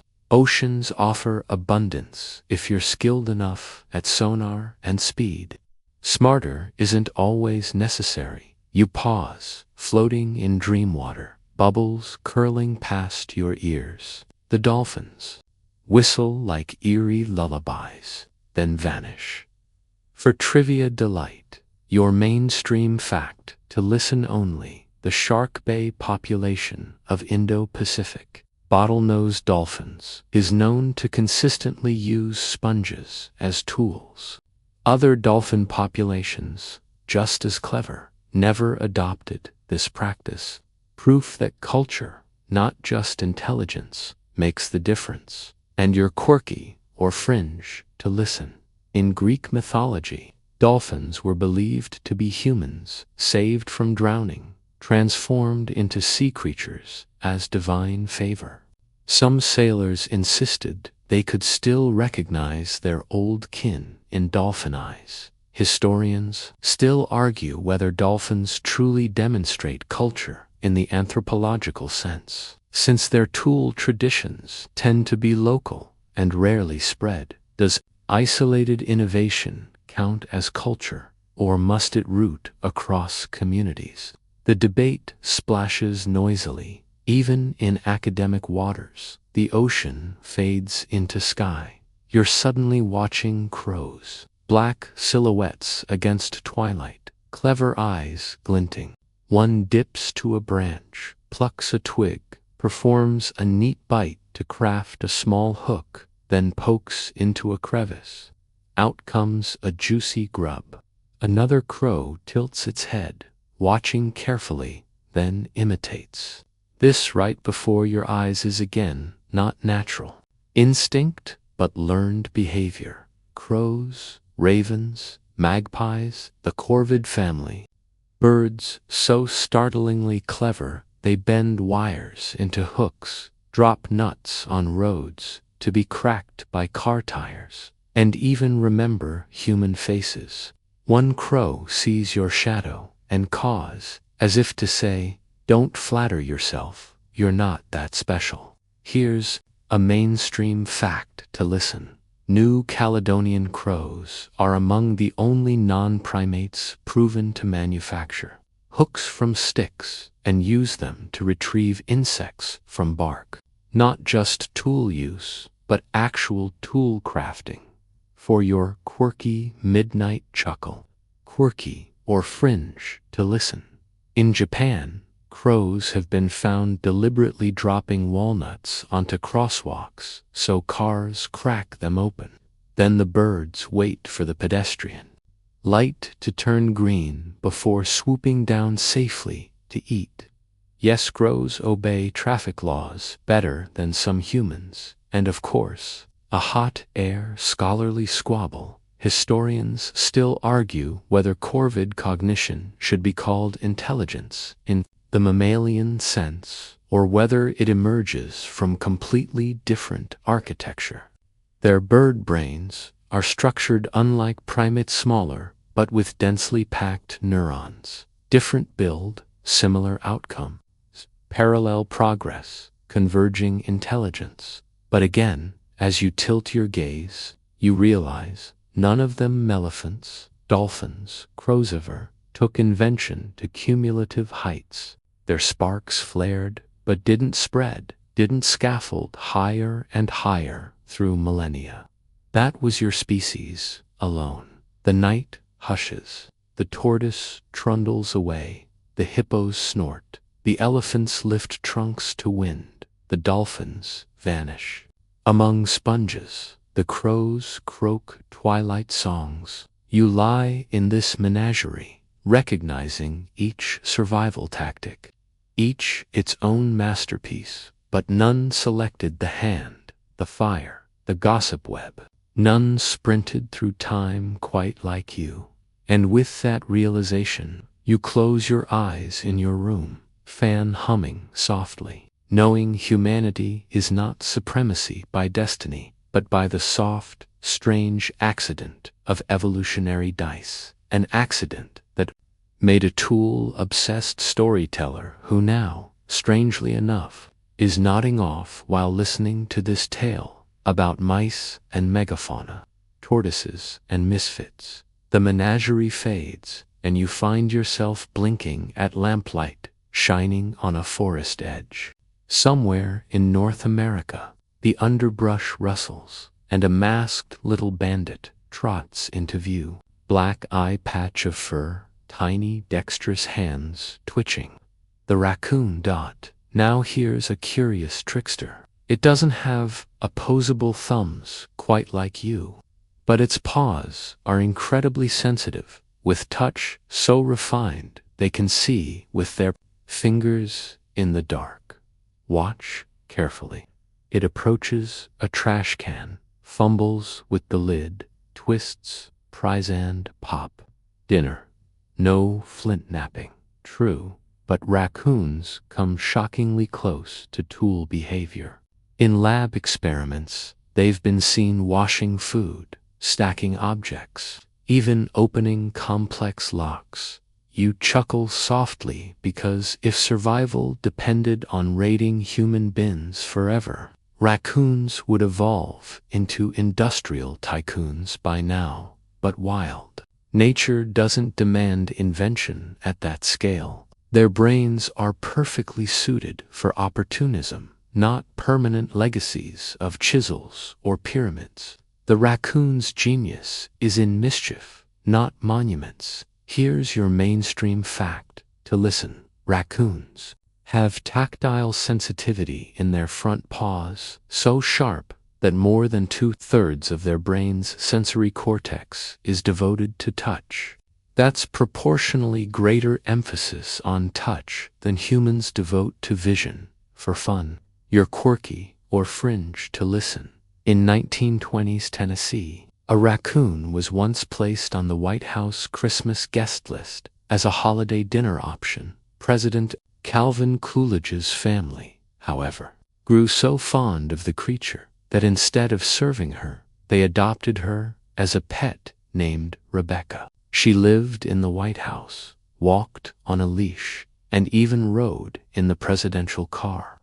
Yes, an American president had a pet raccoon instead of a turkey. And rolling into debate historians and zoologists still argue whether raccoons demonstrate true problem-solving cognition or just flexible instinct. When one solves a puzzle box, is it reason or persistence? When it opens latches, is it intelligence or trial and error? The line between cleverness and calculation blurs. You keep walking. The raccoon disappears behind shadows of dumpsters, and another world slithers into view. Water again, but darker, deeper, colder. Tentacles coil from rock shadows, and two enormous eyes watch you, alien and unblinking. The octopus, now, if ever, there was an alien intelligence on Earth. This is it. Their brains are distributed, not tucked in one skull, but spread across arms, each tentacle capable of semi-independent problem-solving, as if 8 mini-brains are juggling tasks at once. You watch an octopus unscrew a jar from the inside, while another decorates its den with shells in deliberate arrangement. These creatures don't just react, they plan in their own liquid, otherworldly logic. You flinch slightly when its skin ripples in color, camouflage warping instantaneously against coral. Its body itself is a tool-shifting texture, hue, shape. Evolution handed it a Swiss Army knife built into skin. And yet, lifespan short rarely, beyond a few years, a tragedy of brilliance, extinguished too swiftly for culture to build. No time for teaching, no time for cumulative inheritance. Genius, yes, but ephemeral. Here's your mainstream fact to listen. Octopuses have about 500 million neurons, roughly the same range as dogs, but distributed differently. Over 2/3 of those neurons are in their tentacles, enabling independent action. For your quirky bedtime grin, Roman naturalists claimed octopuses stole food from kitchens at night, crawling on land to snatch salted fish. Pliny the Elder even accused them of plotting thefts with strategic intent. Ancient Rome, afraid of a seafood burglary ring. And here's a live debate. Historians and biologists still argue whether octopus problem-solving indicates intelligence, comparable to mammals, or whether calling it intelligence imposes a primate bias. Is their creativity equal or just parallel? Some believe octopuses may be proof that there are many different architectures of smarts in the universe. The sea releases you, and you're back under skies with cawing voices. Ravens perch ominously shadows of corvids, your earlier familiar. friends. Their black feathers shimmer like oil slicks as they perform aerial acrobatics. They hide food caches, play practical jokes, even fashion snowslides just to enjoy themselves. Their societies are not unlike tribes, constantly negotiating alliances. And yet their tools remain simple. They prove that knack alone isn't destiny. They lack the manual dexterity to explode innovation outward. You smile because it feels like you're watching younger cousins who practice clever tricks but never leave the backyard. Now weave this thought together. Mice breed, tortoises endure, hippos dominate, elephants connect, dolphins communicate, crows plot, raccoons pry, octopuses solve. Each species shines with competence, even genius, so why, beneath the stars? With all that variation, was it youth the awkward ape who climbed into rockets and rewrote the surface of Earth? The night seems to answer: timing, environment, anatomy, cooperation, curiosity. That delicate cocktail brewed only in your branch. Everyone else got cups half full of brilliance, but your ancestors chugged the full glass. And so, here you are, lying in bed, with your head crammed full of tool talk, drifting toward sleep. Branches creak. The canopy leans in close, dripping with dew. You feel bark beneath your palms, not floorboards. Your fingers twitch, curl tighter as your body wobbles against gravity. Welcome back not to pyramids or crows, but to the treetop kingdom your ancestors once called home. You swing slightly, sway, muscles in your shoulders burn, and then you realize the freedom of your rotating joint is your inheritance. Unlike cats or deer or even raccoons, your arms can wind fully overhead, twist, reach, pivot. This wide range of motion, forged among branches, will one day sculpt cathedrals and replace hip sockets. But at this moment, in your dream treetop, it's just survival. Branch to branch, your feet grip almost like hands. Early primates cling, leap, scramble. You glance down its dizzying. Jaguar eyes glitter below, patient. Up here in the leaves, you're safer, though never safe. Pause. Stare at your hand pressed flat to bark. 5 digits. Nails, instead of claws, pads that feel every crevice. Press harder, and you sense it not just grip, but potential. Millions of years later, that same appendage will hold pencils, scalpels, violins, keyboards, rockets. But here, in this moment, it's just fiber and bone, tendon wrapped in curiosity.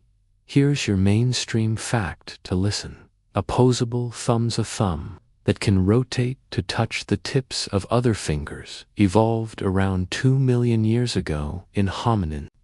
But precursors with partial opposability existed far earlier, in Miocene, apes 6 to 10 million years ago. And here's your quirky or fringe to listen.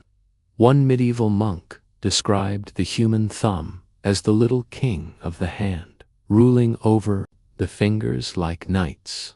He wasn't wrong without this king. No empire of tools could have risen, of course. Historians and paleoanthropologists still argue whether opposable thumbs first evolved specifically for grasping, branches arboreality, or for handling food and primitive tools near the ground. Was the thumb born in the trees or at the campfire? The debate still rattles conferences today. You swing to another branch, fingers curl, thumb meets index, grip locks. The elegance of this movement is uncanny fluid, natural. You feel your entire skeleton adapting to this dance. shorter fingers than gibbons, which hang with dramatic length, slightly thicker thumbs, stronger a design twist away from merely hanging toward shaping centuries fold. You're crouched in a cave now, cradling stone flakes with a new kind of hold. Not clumsy fists, but pinched precision grips. Swipe, chip, angle. Stone sings against stone. Suddenly, flakes fall with sharp edges, symmetrical, predictable. You hold the piece up to firelight and admire it fits. It doesn't just work, it feels right. The thumb triumphs again. Even your imagination chuckles, because every time you text with your thumbs, you are echoing this ancient miracle. Think of it, from Flint to iPhone, it's the same digit dancing as you walk deeper into this narrative. Forest, you start tracing the hand's journey. From early arboreal primates clutching branches with half-opposable thumbs, to Australopithecines pinching stones 3 million years ago, to Homo habilis and Homo erectus stamping their signature with precision, each stage like stairsteps into destiny.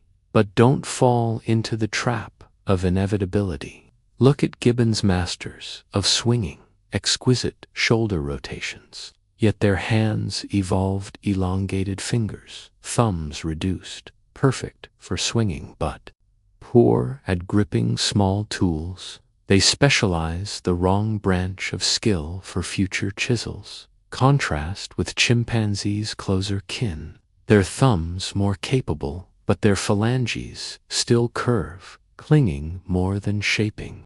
They poke with twigs, smash nuts against anvils of stone. Clever, but sporadic. Culture arises, but shallow, scattered, fragile. Here's a mainstream fact to listen. Chimpanzees, in some regions, crack nuts with 2 rock tools, one as hammer, another as anvil, passing the knowledge through generations. That's a form of tool culture, albeit localized, and you're quirky or fringe to listen. Reports exist of orangutans in captivity, stealing saws or screwdrivers and attempting to mimic human carpenters. In one case, an orangutan almost dismantled its own cage by copying workers. Almost the great escape. Historians still argue whether the difference between chimp culture and early Homo culture is truly kind or merely degree. Some insist chimps are proto-us, stunted only by environment. Others argue there was an actual cognitive leap that separated forever. You hang from vines in thought. The answer might not be clear, but your hand aches truth into your palm. The human hand is not just anatomy, it's destiny, sculpted from bark, grip, and falling. You're still hanging there, fingers aching slightly, thumb pressed stubbornly against bark.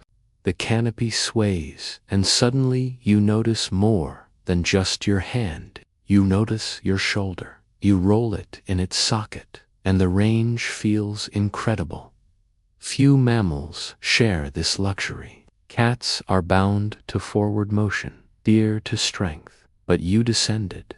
From brachiators and climbers have an orbiting shoulder, a joint built for every angle, tilt, upward. Your ancestors once swung in looping arcs like aerial gymnasts, shoulders rotating like hinges full of grease.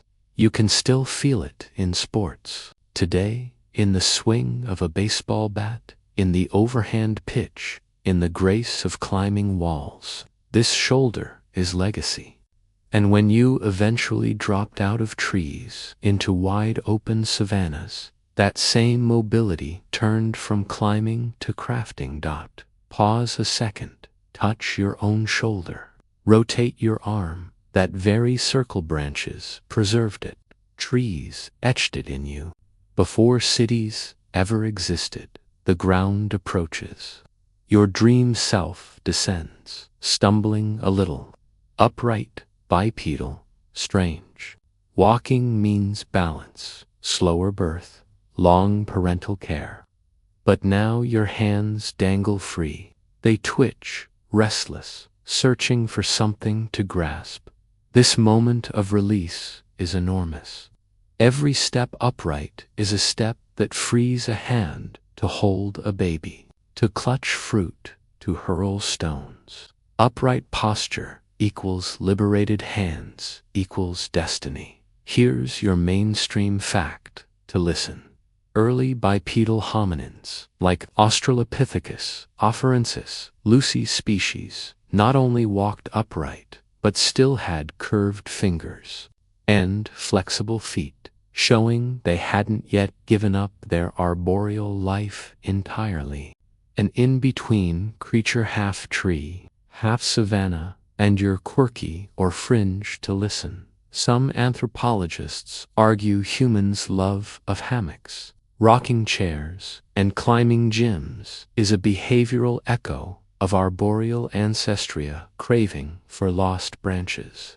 That itch to sway may just be your inner gibbon whining for the canopy. Meanwhile, historians and scientists still argue whether full bipedalism occurred as an energy efficiency trick.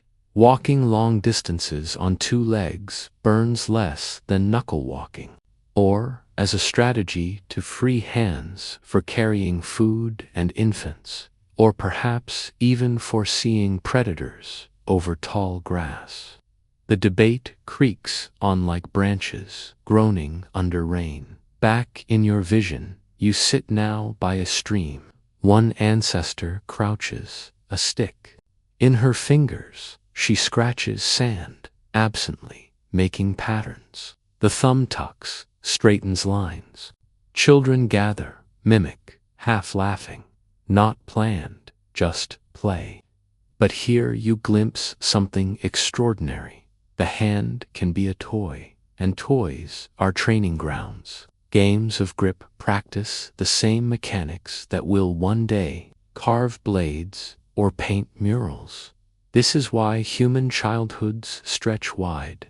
Unlike mice, scurrying from birth to breeding, human children take years to even stand steadily, more years to manage independence. That downtime isn't waste, it's practice, drilling dexterity, coordination, and social mimicry. Every toy rattle shaken today has echoes in prehistoric play with sticks and stones.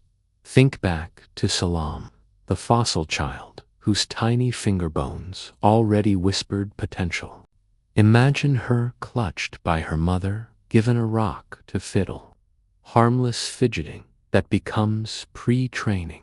Humans needed this long runway to taxi before takeoff into tool mastery. Another stride into time. You're now with Homo habilis, handyman. He's hunched, clinking stones, tongue poking between lips, as though focus intensifies grip. Precision has blossomed. The thumb is stronger, the palm wider, the fingertips broader. He flips flakes like recipe cards, evaluating.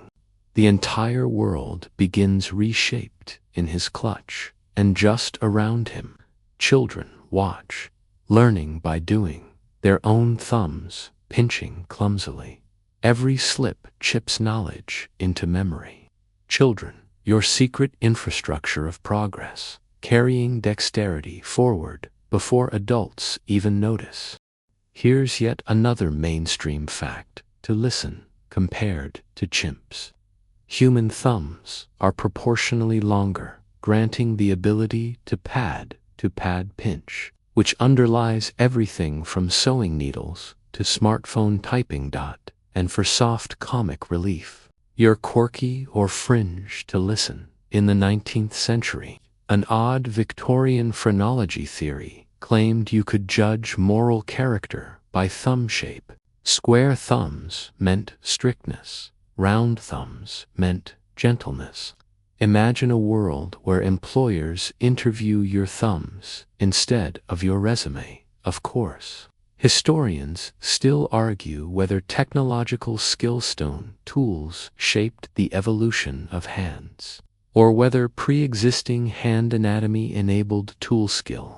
Did the thumb evolve for tools, or did tools evolve because the thumb was ready? Chicken and egg, again, only this time, hammer and hand. The canopy retreats, landscapes flatten. You notice even walking has shaped the hand, the arch in your foot lifted weight, balancing spines, freeing arms, entire skeleton systems re-engineered just so your dexterous extremities could focus fully on invention. Like the whole body teamed up just to give fingers a free pass. You close your eyes, imagining your hand glowing faintly. You twist it in firelight, see 10 digits traced over time's canvas. They're not just yours, they're archives. The dream changes again. Ashy winds hush, leaves dissolve, and when they reform around you, the world is quieter. You hear cicadas, smell floodplain mud, the air curled heavy with rain. Not pyramids this time, not rockets, something much smaller, something fragile.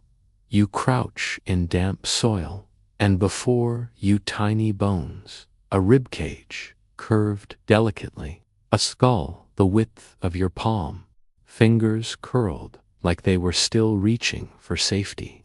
Salam, little Lucy's child, Australopithecus afarensis. She was no more than 3 years old when floodwaters claimed her, yet her resting body became the fossilized letter that human history still reads today. The quiet is heavy. You let your breath shallow because somehow, bending down to study these fossil bones feels like stepping into a nursery, soft, intimate. You realize these are not grand inventions, these are small, clumsy beginnings. And sometimes, history moves not through heroes, but through children who never even grew up. Imagine her alive. Curly hair full of silt, wide, dark eyes, toddling across floodplains near Hadar 3 million years ago. Her steps are unsteady, biped, ... but not perfected. She leans forward, waddles slightly, toes gripping as if longing still for branches. Salam stumbles near her mother, maybe playing, maybe reaching for a pebble. Her hand, shorter fingered than apes, thicker thumbed, already gripping with surprising force. That grip hints at capacities beyond her time. You follow her ghost gently, crouching low, like you're playing babysitter through epochs. She picks up a shard of basalt, fumbles, drops it, laughs, picks it up again. Was she mimicking her elders? Was she inventing play? You'll never know. Yet, when scientists unearthed her skeleton, they found tiny finger bones, curved but also strong, enough to suggest she could pinch with precision, not merely cling. This hand is a bridge. It stretches from tree cling to toolmaker, and she, innocent of destiny, carried the blueprint. Here's your mainstream fact to listen. Salam's skeleton, discovered in 2000 in Dakika, Ethiopia, is the most complete juvenile Australopithecus fossil ever found, dating to around 3.3 million years ago. It includes an intact hyoid bone structure that might help reveal hints about her species, speech capacities, and for your quirky or fringe to listen. When Salam's fossil was announced, some sensational headlines called her the world's oldest toddler, as if tabloids existed in the Pliocene. The absurdity of evolution dressed up as clickbait. Now, a gentle pause. Historians and paleoanthropologists still argue whether Australopithecus afarensis were true toolmakers. Some say flaked stone tools found at Lamacvi, dated to 3.3 million years ago, must have been theirs. Others argue tool use came later, with Homo habilis. Debate has burned for decades, sharpened like the flakes themselves. But here's the thing, you don't need certainty to see possibility. It's enough that Salam's little hand could have held a flake, could have copied her elders, could have stumbled toward invention. You watch her toddle along the mudflat. Behind her, adults squat, backs hunched, clinking cobbles, spalling flakes. The sound echoes like a primitive bell tower, clink, clink chip. Salam pauses, fascinated. She grips a shard, and for a moment, her reflection in the wet sand looks uncannily like your own silhouette bending over a smartphone. Same thumb, same pinch, different world. The flood is coming, though she doesn't know it. Storm clouds swell, the river overflows its banks. In a rush, water claims her tiny body. That tragedy stilled her heart, but preserved what she carried. 3 million years later, she still whispers, listen carefully, it's the hands. Think about your own. Take them out from under your blanket for a second. Wiggle the fingers. Do you feel it? Salam did that too. It's the unbroken thread that ties you straight back to her floodplain. The storm clouds rumble above the floodplain. You lean forward, watching Salam's little tribe move with urgency. Adults sweep up children, hoist gourd like fruits, balance firewood across shoulders. Their gait is awkward, yet determined upright, in a world still packed with predators. Savanna grasses shiver, and a distant roar reminds them that lions and saber-toothed cats lurk close. Salam stumbles, as toddlers do, squatting by mud. She picks up a rock, examines it, mouth agape as if it's a toy. Her mother snaps her upright, tucking her close. But your gaze lingers on that rock in the mud, the way it might have chipped when it fell. Imagine that first moment when accident met insight. A blunt edge smashed marrow, a broken flake sliced fruit. Suddenly, survival shifted, and you're here, crouching in the echo of that discovery. What fascinates you more than the adult's tool chipping is the children's mimicry. Observe carefully. Little eyes widen, little hands pinch, tiny voices giggle when sparks pop from stone against stone. The knowledge is not carried by genes alone, but by example. And this act of demonstration is humanity's birthright. You don't just do, you show. Here's your mainstream fact to listen. In Tanzania's Olduvai Gorge, some of the oldest stone tools of the Oldowan industry date back to 0.6 million years.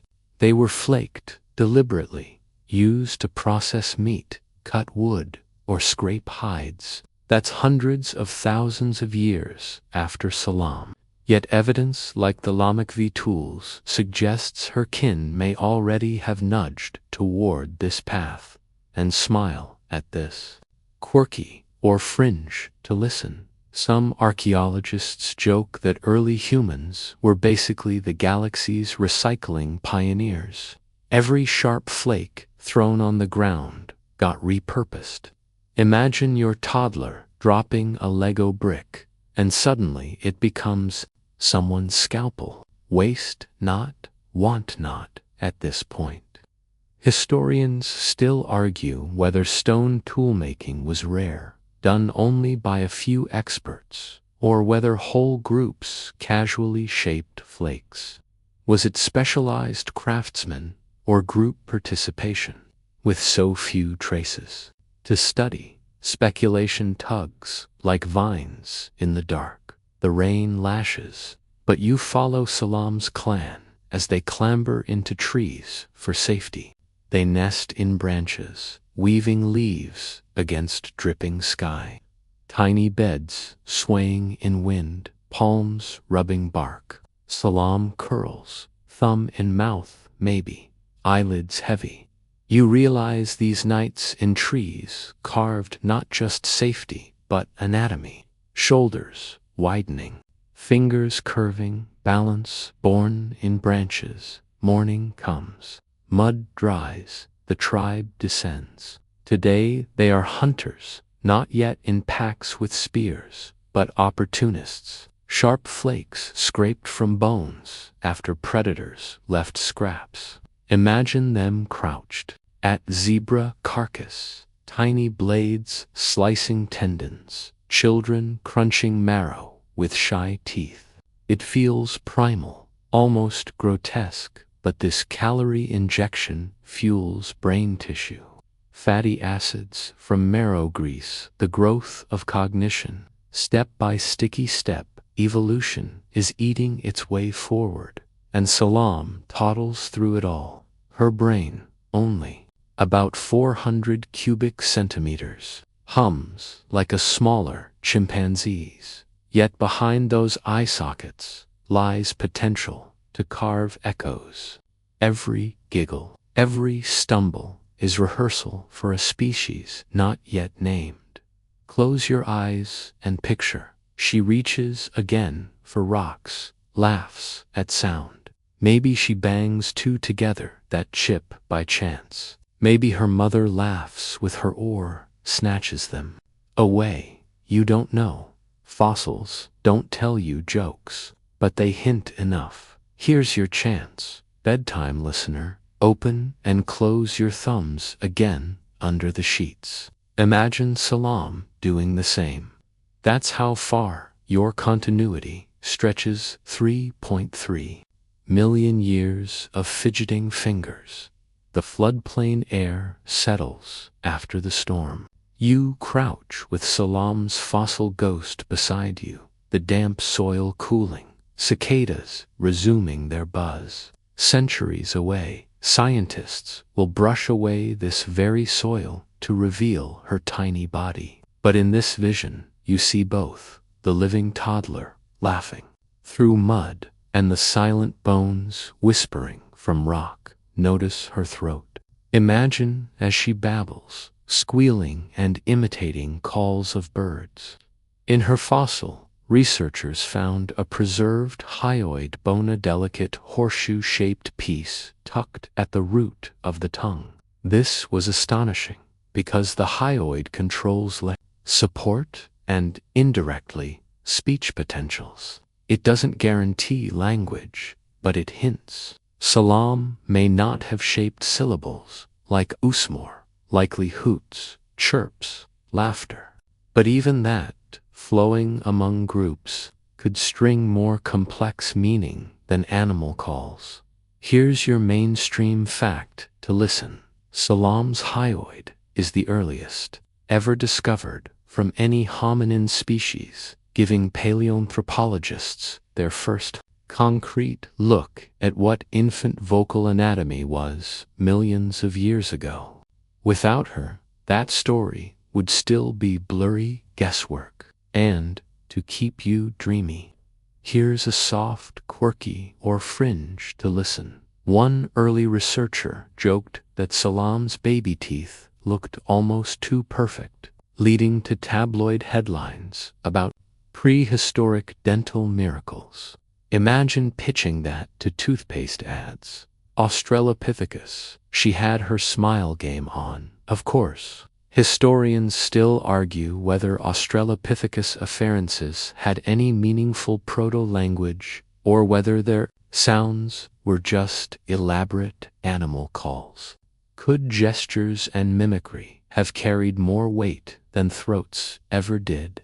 That debate sings endlessly across conferences. Shift focus now back to her environment. The Pliocene era. A mosaic world, patchy forests fading into grassy savannas. Herds of antelope kick up dust, Huge, saber-toothed cats prowl edges. Crocodiles glide in swollen rivers. Salam's world was not cozy, it pulsed with risk. You spot another predator, in imagination a giant eagle, swooping against light. Yes, even sky was dangerous. Every alarm call, every clustering adult mattered. And here's where human evolution practiced teamwork. One child's scream meant an entire band looked up. You protect not just your offspring, but others. Maybe some ant pulled her away from claws one day. Maybe a sibling carried her. These small acts wrote a larger story. Cooperation so deeply ingrained that millions of years later, humans build entire cities where strangers defend strangers. You kneel closer to her fossilized foot bones. They show something striking, her toes. Unlike chimpanzees, she had alignment closer to human feet, arched partially, her big toe brought inward rather than splayed. She could walk upright more efficiently than chimps, though not quite like you. And yet, the slight curve of her fingers suggests she could still climb well, nest in trees at night. A dual life, ground by day, canopy by night. Pause here. Feel the ancestral echo. In one limb, arboreal remnants. In the other, terrestrial future. Salam embodied that hinge. Imagine her evenings, adults constructing leaf nests, children scampering among branches, night crickets ringing. Salam clutching vines with both hand and foot, swaying gently, watching stars blur through foliage. She couldn't know her very skeleton. Was history scribbled in bone ink? The flood intervened? She never grew up, but her story, locked in silt, waited for humans with chisels and brushes to come kneel, gasp, and write entire libraries from her presence. And you're watching all this, eyelids already heavier than branches, because you see something. The greatest leaps of humanity sometimes rest in the smallest hands. The night after the flood has passed. You're staring at the stillness of sediment where Salam's body sank, and the silence hums louder than any roar of beasts. It feels sacred, doesn't it, to sit cross-legged, through eyelids half-closed with sleep. You realize fossils aren't just bones. They're time capsules breathing whispers across millions of years. But let your dream's lens zoom out. Salam was not alone. Salam, like children toddling, mothers building branch nests, fathers cracking stones at carcasses. Not one skeleton, but entire weaving communities. And you laying under blankets are just a late verse of their chorus. Walk further across this landscape. The Rift Valley stretches like a scar through earth, tectonic plates tearing land apart. Volcanic fire smolders far away. Watering holes mirror the sky. Around one footprints in moist ash. Pause. You bend closer. These are the famous Laetoli footprints, pressed around 3.6 million years ago, slightly older than Salam herself. A trail left by 3 hominins walking across volcanic ash, their stride upright, unmistakably bipedal. Parents, child, perhaps. You imagine them giggling, holding hands. Here's your mainstream fact to listen. The Laetoli footprints discovered in Tanzania are the earliest. Direct evidence of habitual bipedal walking in human ancestors.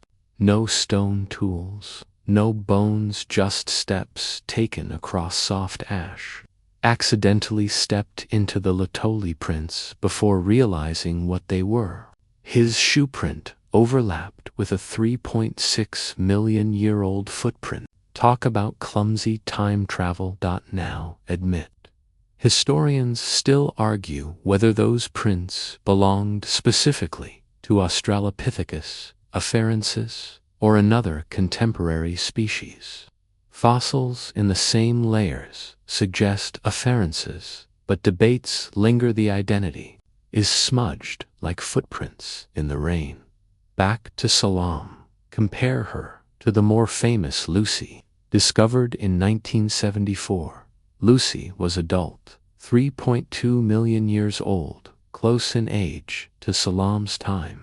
Imagine Lucy carrying a child like Salam on her hip, trudging across plains. Infancy. Together, they draw the picture. You crouch beside both ghosts, Salam and Lucy, like sisters across time, bones gleaming faintly under starlight. They whisper in tandem. This is where humanity found its rhythm, standing tall but still, gripping trees. The environment around them demanded such duality. Drying climates shrank forests, expanding grasslands.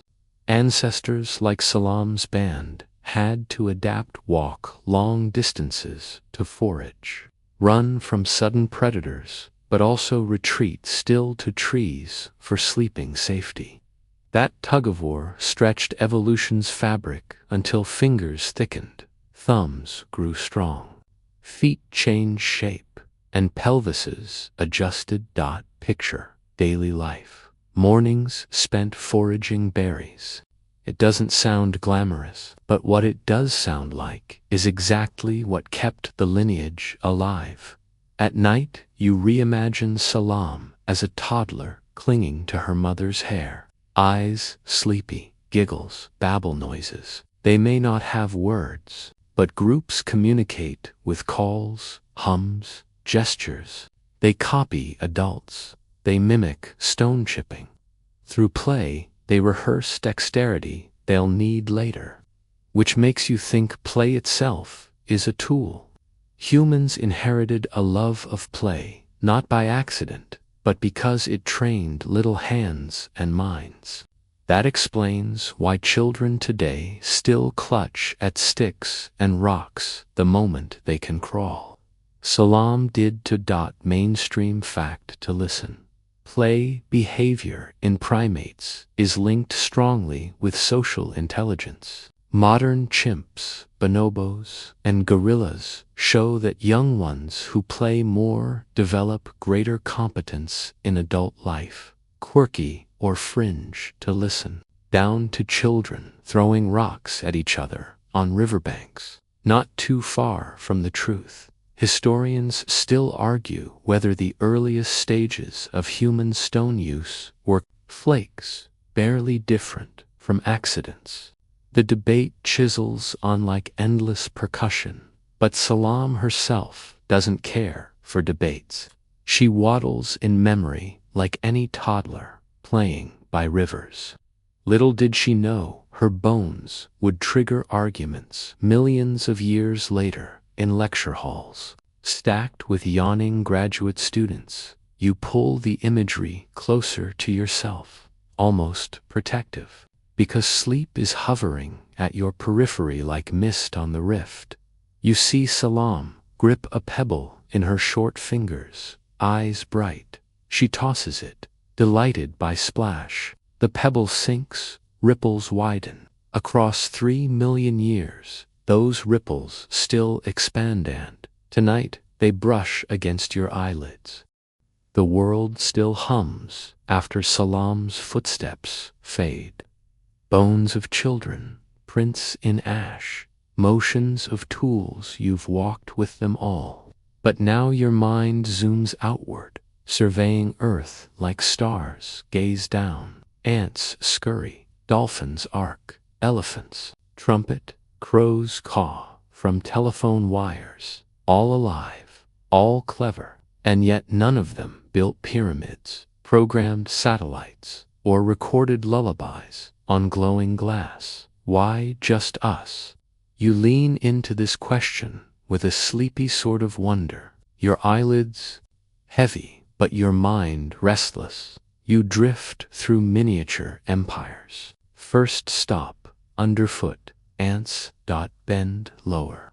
At the edge of your blanket dream, soil splits with tiny caverns. A colony churns workers, scuttling battered grains of sand, soldiers patrolling, a queen hidden deep in chamber. Watch them closely. They farm fungus, herd aphids, build complex highways of pheromone trails. In their miniature logic, this is Roman highways, Roman armies, Roman order. Ants' live bureaucracy, perfected long before paper. They wage territorial wars exceeding the scale of human conflicts, body for body. Yet all this their skyscrapers of dirt, their symphonies of order require no tools. Their bodies are the tools.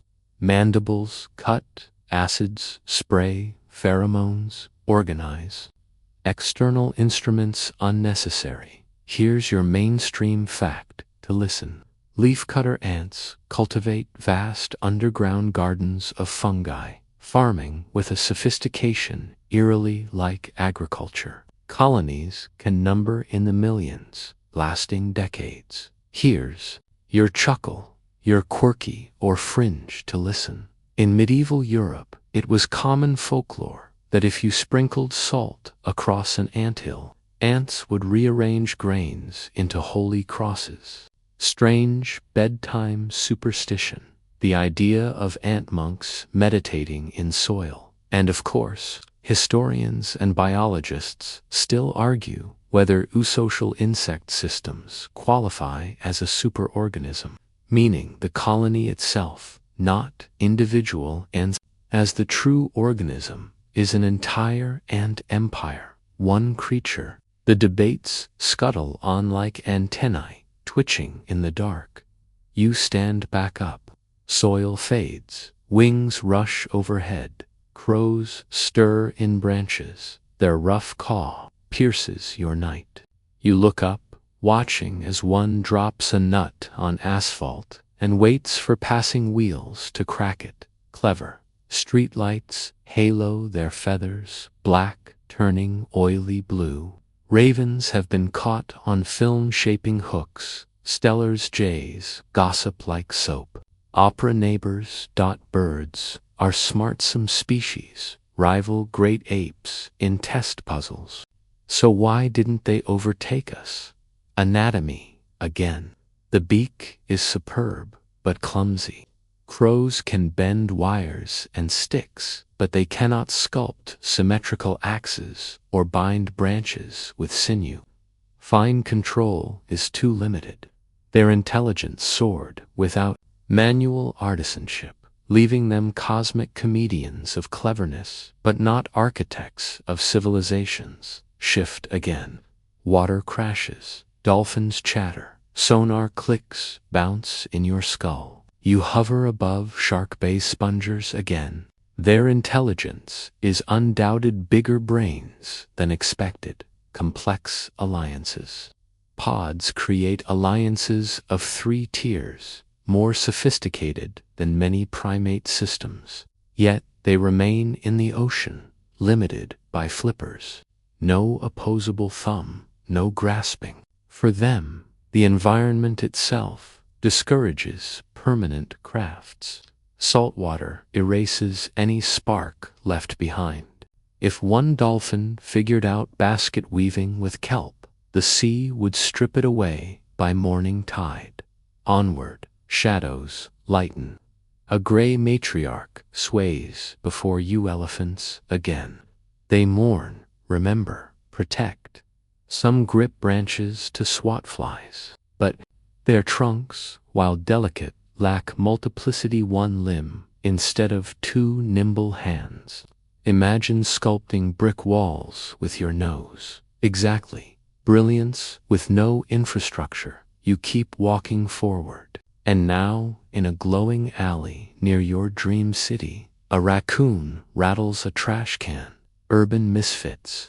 Almost clever enough, almost grasping enough. Yet their lives never required compounding tools. Trash can raids reward raw persistence. not civilization. Building. And so you float among these cousins of possibility. Ant nations without spears. Birds with riddles but no temples. Dolphins with sonar but no cities.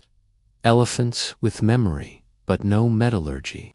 Raccoons with hands but no hunger for more than scraps.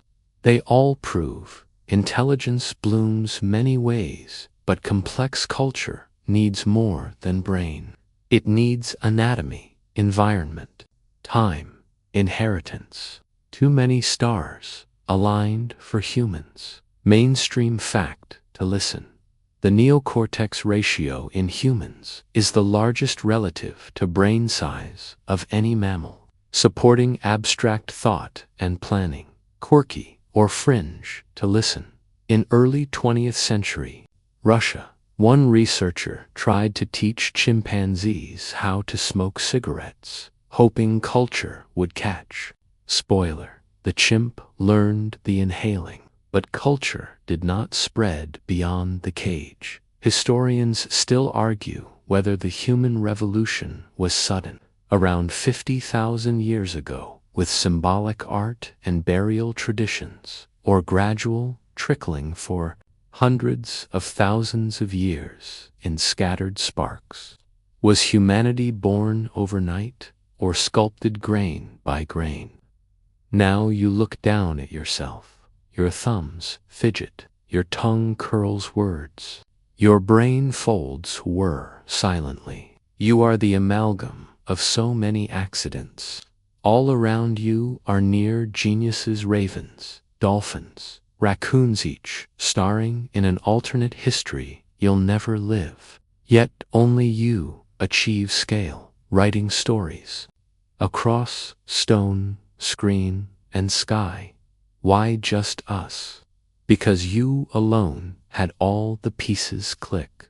Long lifespans, extended childhood, collaborative social webs, abstract thought, and supreme dexterity. And perhaps, if you're honest, luck. As this thought hums warm in your chest, you sigh. Civilization hums around your window tonight. The quiet buzz of electricity, hum of fan, glow of stars. None of the other animals shaped those comforts. That warmth belongs to you, the odd primate whose restless thumbs never tired of tinkering. The question still hums through your half-dream. Why just us? You watch the animal close calls fade, their shadows folding into the night sky. The whisper of wings, the trumpeting of trunks, the splashes of dolphins, all dimming behind you. Ahead, lights. Not natural lights, not fireflies, but human lamps. Torches turned, lanterns turned, bulbs turned, glowing cities seen from space. Proof before your eyes that our lineage didn't stop at tools. It scaled tools into empires. You drift across continents. First, Mesopotamia. Clay bricks rise, cities mingle with dust. Temple ziggurats reach as if trying to touch their gods. Water channels carve through fields, irrigation feeding thousands. This, you think, is the echo of ant colonies, except ants never learned cuneiform. Ants build tunnels, humans build archives. Empires thrive not on population alone, but on the architecture of memory. Move forward. Egypt unfurls across desert. Wind, pyramids push upward from sand, stone blocks reflecting sun. The hum of millions of hours, thousands of hands. And you recall Hem Ayuna's precision. Workers sweat, the rope pulls, and lever lifts. Without opposable thumbs, could this geometry have stood? Not in a million years. Shift again. Aegean galleys slice seas. Corinthian pillars rise. The Parthenon gleams white under eternal sun. Philosophy scrawled on wax tablets spins into debates that still murmur through universities. Rome's legions, hammer roads, aqueducts, arc-like bridges, frozen in permanent stride. Civilization spreads like wildfire. Its blueprint anchored not by genetics alone, but by laws, maps, armies, and thumbs still chiseling dot, now cross oceans. Great walls snake across hills, temples rise in Mayan jungles, Angkor Wat unfurls through Cambodia's forest. Wherever humans stand, stone bends to ambition.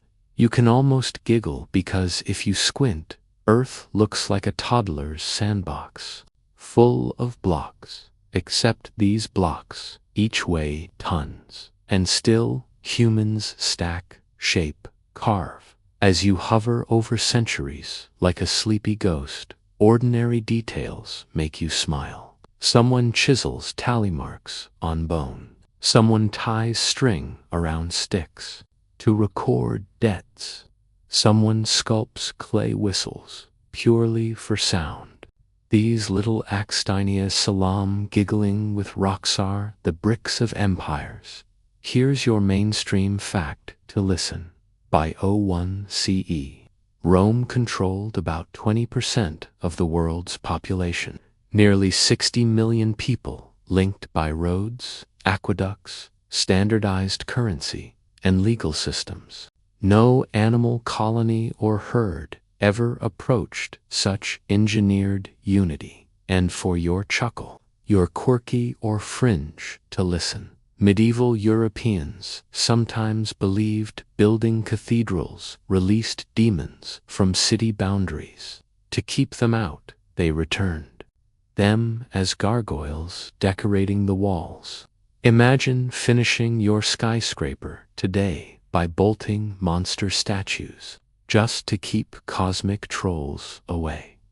Back to debate. Historians still argue whether empire is natural progression from village life or a dangerous accident of surplus. Some say states emerged inevitably from agriculture's storage demands.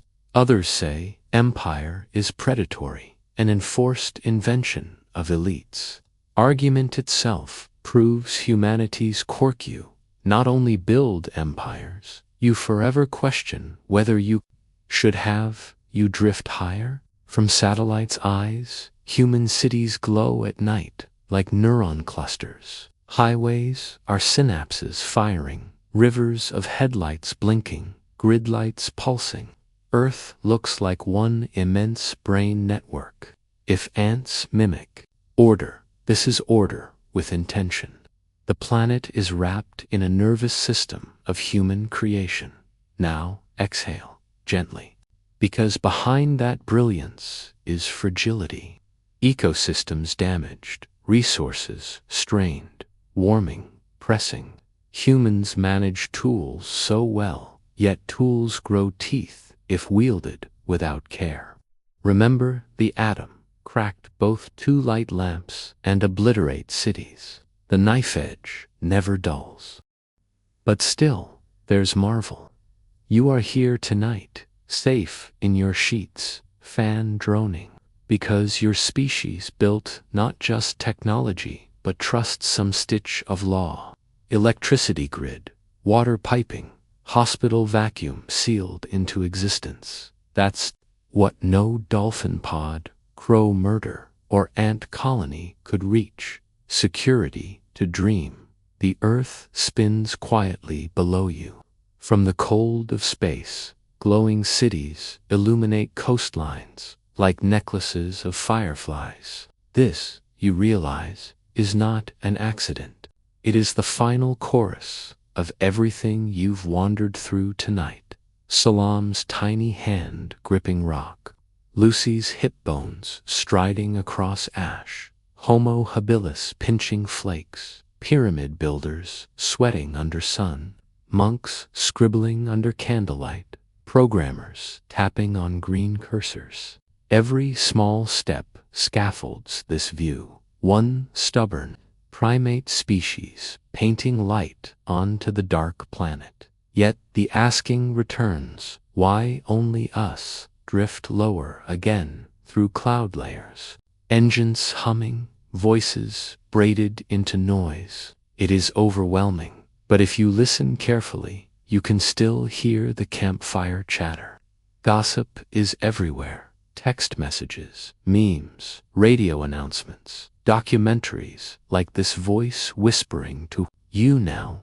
Communication is the continuance of the oldest campfires, multiplied 1 billion times. You wander through skyscrapers. Their skeletons of steel stand like forests forged by chemistry. Elevators hum, escalators churn, glass gleams. Every balcony. Lights with lives who all unknowingly by. Millions of years of experimenting primates inside there. Muscles and bone. Pause, breathe. You aren't just looking at buildings. You are looking at a species that took opposable thumbs and gossip and made universes. Laws of physics cracked open. Pictures snapped of black holes. Vaccines, arm wrestling, ancient plagues. Satellites watching crops sprout in deserts. Here's your closing mainstream fact to listen. Modern Homo sapiens emerged around 300,000 years ago, compared to 3.3 million years of Australopithecus. That's a blink. Yet, within this blink, humans accelerated faster than any lineage known. And a laugh for your quirky or fringe to listen. In the 1950s, one U.S. Air Force project seriously tried strapping rockets to the backs of pigeons as guided bombs. Pigeons pecking screens, determined directions. Thankfully, pigeons retired from aerospace before things went too far. And for one last friction, historians still argue whether human uniqueness is chance or inevitability. Are we a lottery ticket that beats staggering odds once, never again? Scholars sip coffee and wrestle endlessly with this. The answer lies lost in time. Keep drifting. Your species is empire builder and empire wrecker. You dam rivers, but also drain them dry. You split atoms, but also shatter skies. You cure diseases while inventing new ones of stress and speed. You are balancing constantly on that same precarious knife edge that began with one sharp stone in Salam's era. Humans never stopped holding double-edged blades, but tanned. This is importanter. Uniqueness isn't only danger. It is song and laughter and bedtime whispers like this one. No other species writes lullabies to soothe itself. No crow tucks its young with fairy tales. No ant colony muses at the stars. That is yours, for better or worse. So here you are, curled in a darkened room, maybe humming with a fan, maybe glancing one last time at your glowing phone. And while you rest, consider the blow your mind truth. You are the only animal we know of in 4.5 billion years of Earth who can fall asleep to your own history. Salam never could. Elephants never will. Just you. The pace now slows, like a tide drawing back from shore. The world outside cocoons itself in stillness. Neon fades to candlelight. Candlelight fades to embers. Embers fade to starlight. Breathe in deep, smooth, unhurried.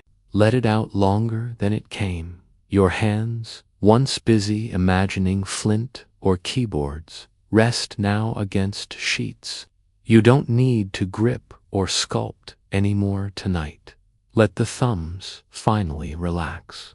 They've carried enough stories. Picture Salam, again the little toddler at the floodplain, curled into her mother's side. The rain shrouds them, branches sway overhead. She drifts into slumber, not knowing she will be remembered by beings millions of years later. In her tiny rest is the mirror of your own, both of you bound by fatigue, surrendering to quiet. Millions of years collapse into your exhale. Now picture pyramids at midnight, their stones cooling under desert stars, workers gone, architects silent, cats roaming. The geometry stands watchful but peaceful. No sound but wind brushing limestone.